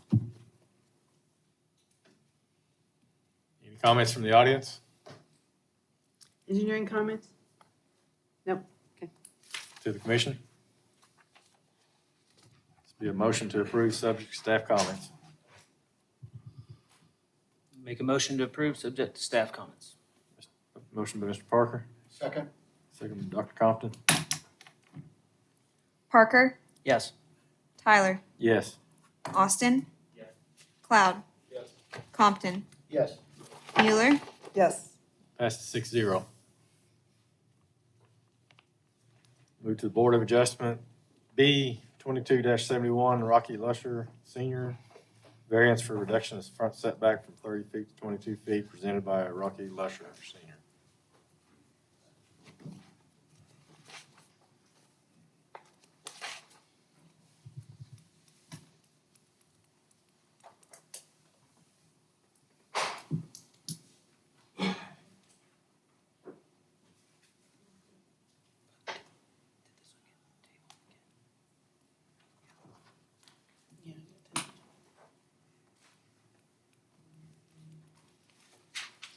Sorry about the delay.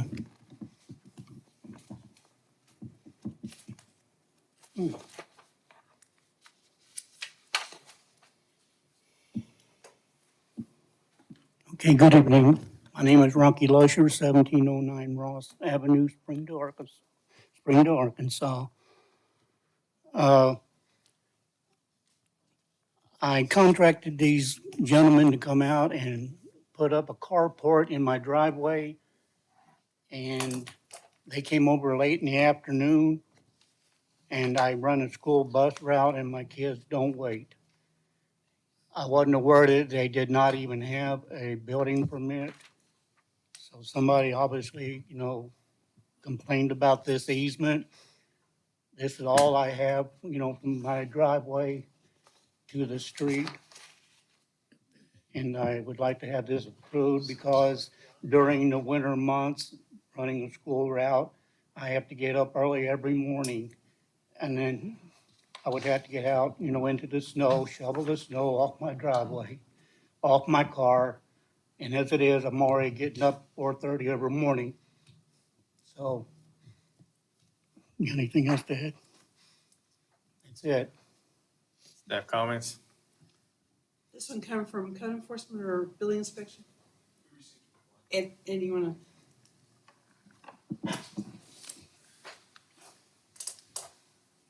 Yeah, this one here, we received a complaint, and Tom from our office went out, and that's what started this whole operation, is that it was in the setback, and we couldn't issue a permit.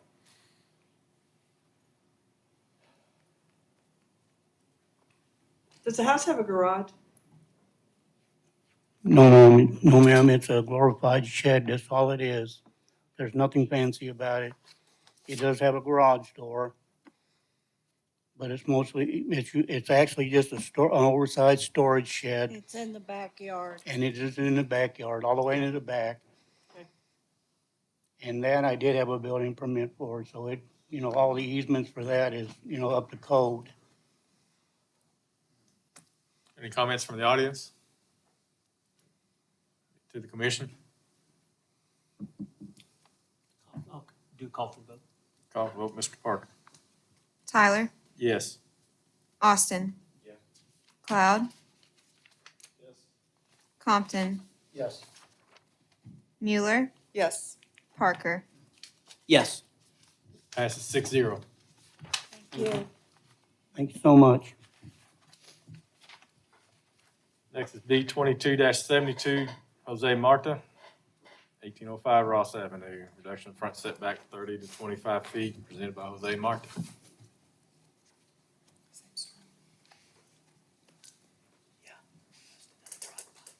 Hello, I'm Jose Marta.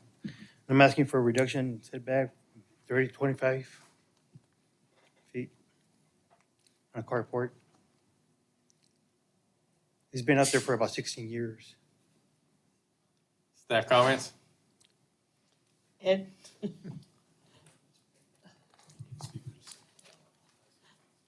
Yeah, this one came into our, well, no. The inspector went out to do the other one. And as he was going out to do the other one, he saw this one, so he wrote this one up. So that's where we got this one. I did a review of the overhead photographs. This thing was built about 2010. So we don't have any records of whether it even had a permit. It may have even had a permit at the time. Thank you. Any comments from the audience? To the commission? Call for the vote. Call for vote, Mr. Parker. Austin. Yes. Cloud. Yes. Compton, Yes. Mueller, Yes. Parker, Yes. Tyler. Yes. Passes 6-0. Thank you.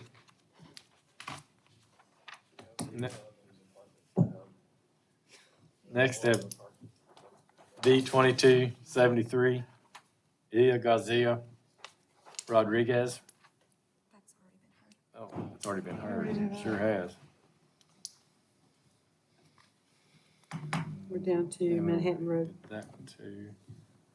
All right, B 22-75 Manhattan Road and Bridge, presented by Jason Teague.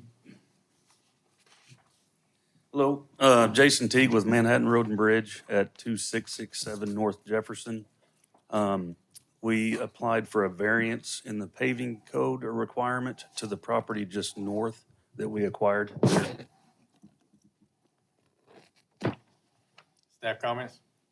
And you want to gravel the entire site? Yes, ma'am. And you own the property to the south? Yes, there where the pictures are, where the cranes and stuff, just the property south of the highlighted in red, yes. And what's on that property? Our office and more yard area. That's what's on the property right there. The cranes and the gravel that's already there. And the vacant property to the north that we just acquired is just hayfield right now. Okay, so you want to pave all of that existing in that little triangle to the north that goes up to the substation? We actually want a variance from the paving requirement to where we can have gravel. For the whole thing? Yes. Yeah, And you're or, gonna park heavy equipment on the whole thing? well, not the whole thing, but yeah, it'll be moved around, whatever. I don't know. I may have a dozen pieces of equipment in at one time. You know, some of them weighing 100,000 pounds, most of them on tracks. So it's just heavy highway construction and equipment materials, so.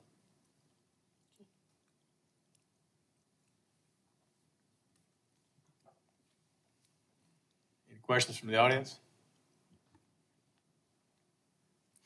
I guess I didn't look at this carefully enough. I didn't realize there was this much area that was gonna be in gravel. I thought it was a driveway. We'll probably wanna see a drainage report for that much gravel put down.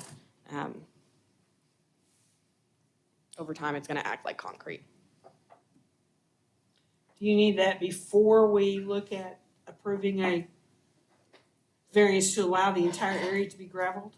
To know Do whether you know how some much of it area needs to be left? gravel? It's just over, well, the property's just over 3 acres, but you know, by the time, And it's already gravel, okay, so you already have gravel on this property, on the south, yes. okay, the one that's highlighted. So what we bought, Uh-huh, and you wanna gravel that as well? yeah, and so Okay. it's just over 3 acres the way it sits, but you know, by the time we fence and then, you know, whatever, it's probably, say, 2.5 to Okay. 2 3/4 worth of gravel. Okay, I mean, we would require a drainage report if that were gonna be a parking lot, and they're gonna act similar over time.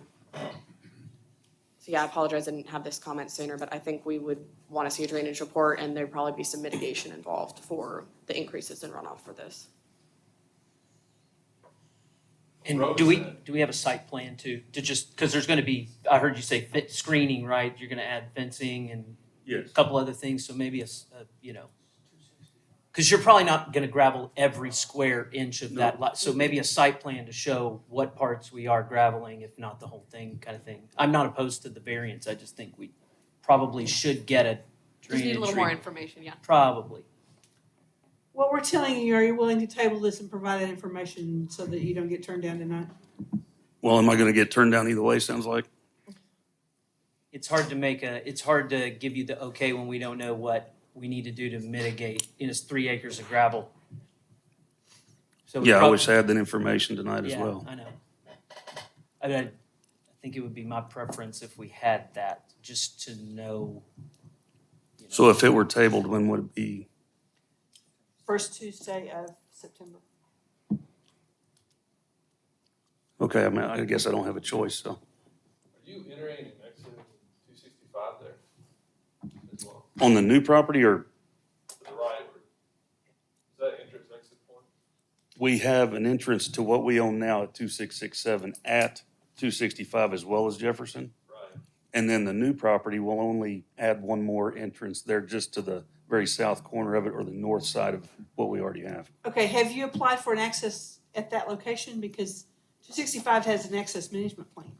Well, it was already built in with the highway department when Okay, they, then if you've already got one, you're okay. Otherwise, you won't get another one. I mean, we didn't put it there. Okay. The highway department put it in when they come through with the new location. So you're anticipating using that's there? Yeah. Put a gate there as well? Okay. Then that's another reason why you need a site plan, because you need to make sure that the gate's back far enough that you're not backing up traffic on Right. 65 when you pull equipment in there, if it has a gate. Okay. So you'll submit that information. You'll be at the first of the agenda next time. You won't have to wait through the whole thing. Thank you. Is there a way to mitigate the gravel pull into 265 where you constantly see that gravel pulling off? You know what I'm saying? Well, normally they have, Katie, do they not have to do a concrete apron onto 265 and then some way to keep the gravel from getting, On 265, since that's a state highway, that could be different. okay. On city streets, yes, we typically require a concrete apron up to the right of way. Okay, when we get a site plan, will you meet with the highway department or discuss that with the highway department? This is, It looks like there is an existing paved access point. There's concrete Okay. approach, sidewalk, and then asphalt. okay, so you've already got that Right. taken care of, okay. Okay. That's Benton County too, right? So, Yep. Used to be Steve Lawrence. Next is B 22-77 Brody Maxwell. Variance for fence height on McKinney Street from 3 to 6 feet, presented by Brody Maxwell.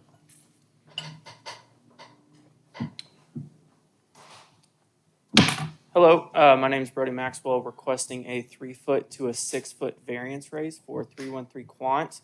We're looking at starting that fence slightly behind the brick wall that comes out, so it's still a good 6 to 7 feet back from the stop sign.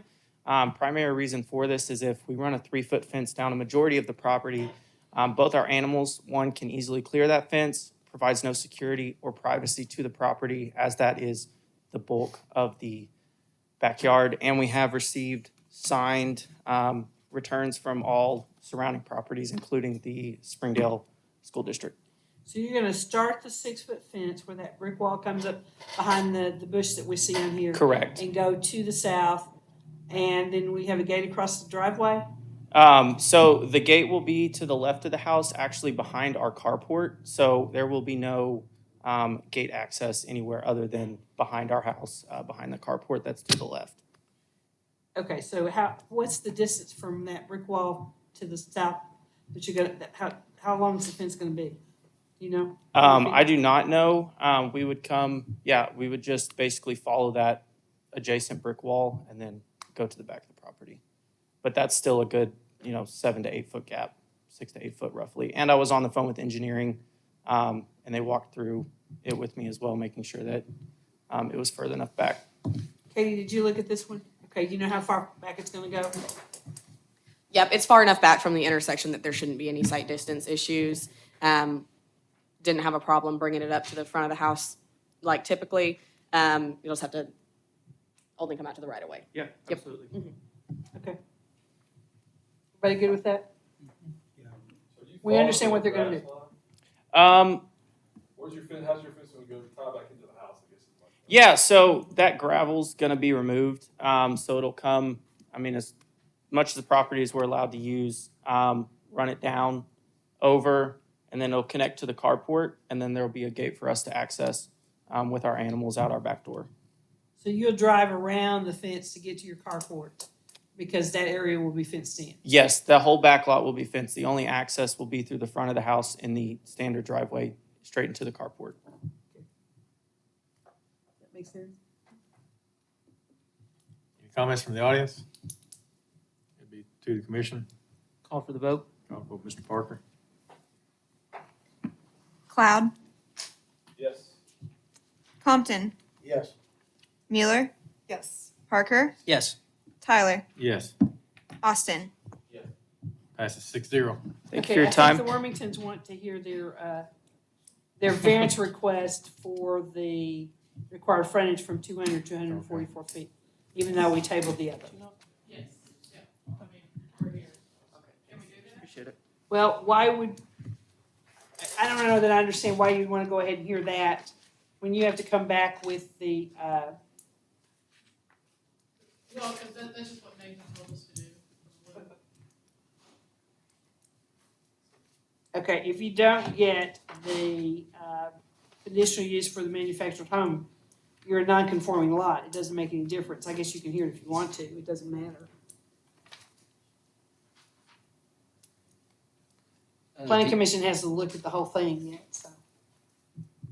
Because it was to be considered all together as one item, because it all fits together. Like I said, we're just doing what Nathan. Okay, I would suggest we wait and hear it all at the same time. Okay? Thanks for staying for the whole thing.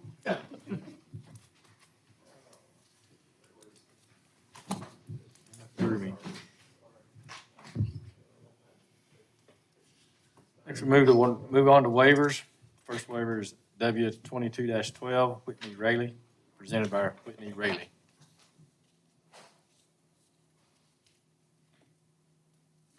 Hi. Thank you for pronouncing my last name right. No one ever gets it right.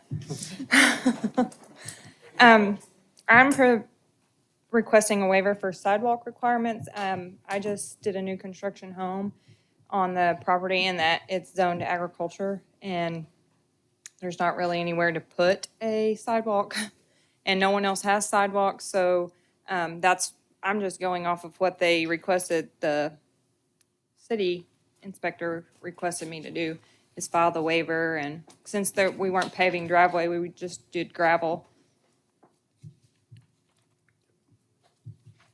This is along Gibbs Road, Uh-huh. that's your request? Yes, sir. Staff comments? Well, I don't usually recommend for approval for waivers of sidewalks. We do have, you will be seeing in the next couple of months, a subdivision proposal for the other side of the street. So we will have sidewalks on that.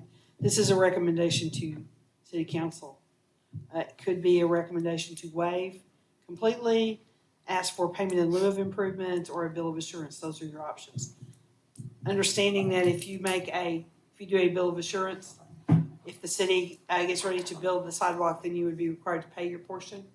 Right now, the payment in lieu of would be what is the cost for the full length, and you make that payment and you don't have to worry about it anytime in the future.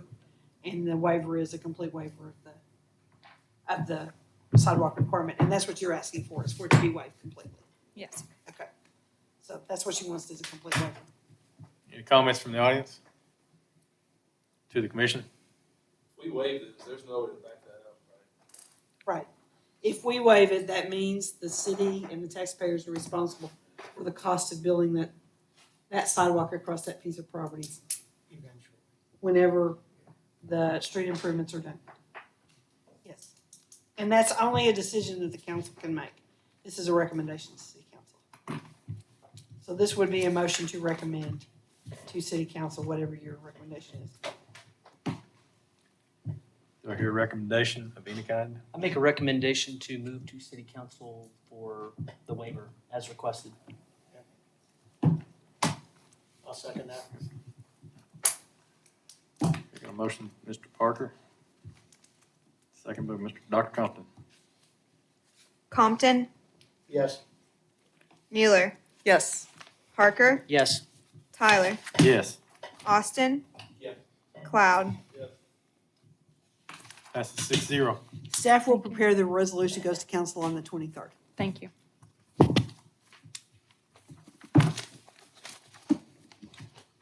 You ready for my report? Yeah, we're ready for the planning director's report. Okay, with Ben being off the planning commission, we need a new secretary, so we need a appointment or election of a secretary to take Ben's place. Anybody want to be volunteered or voluntold? I recommend Peyton. Okay. Motion in a second. All in favor, say aye. Okay, All that's, opposed, none. this is how this works. It's called voluntold, you know. Actually, I already asked you before we did this. Congratulations, please. Yeah. The council did approve rezonings on Robinson and Robbins Road and Wagon Wheel as we submitted last time.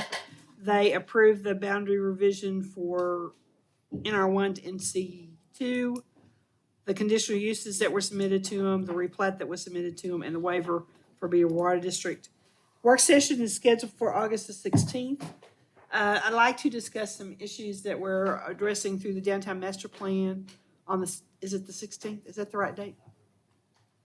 Well, there's some issues we probably need to talk about. So this would just be a session to talk about some issues that are coming up with the downtown master plan. So y'all get a chance to see it. We'll probably do a joint session with council in the September meeting to make the recommendations of the full master plan update. But there's 2 or 3 issues that y'all need to be aware of before that time. So if that's okay. That's what we'll set that up. 5 o'clock. And probably meet in my office with a Zoom link. That seems to work okay, or we'll come up with a different location. We have too many people that want to show up. Okay? And that's all I have. Anybody with a motion to adjourn? So motion. We are adjourned. As quick as Mike overtime. Mike has a motion.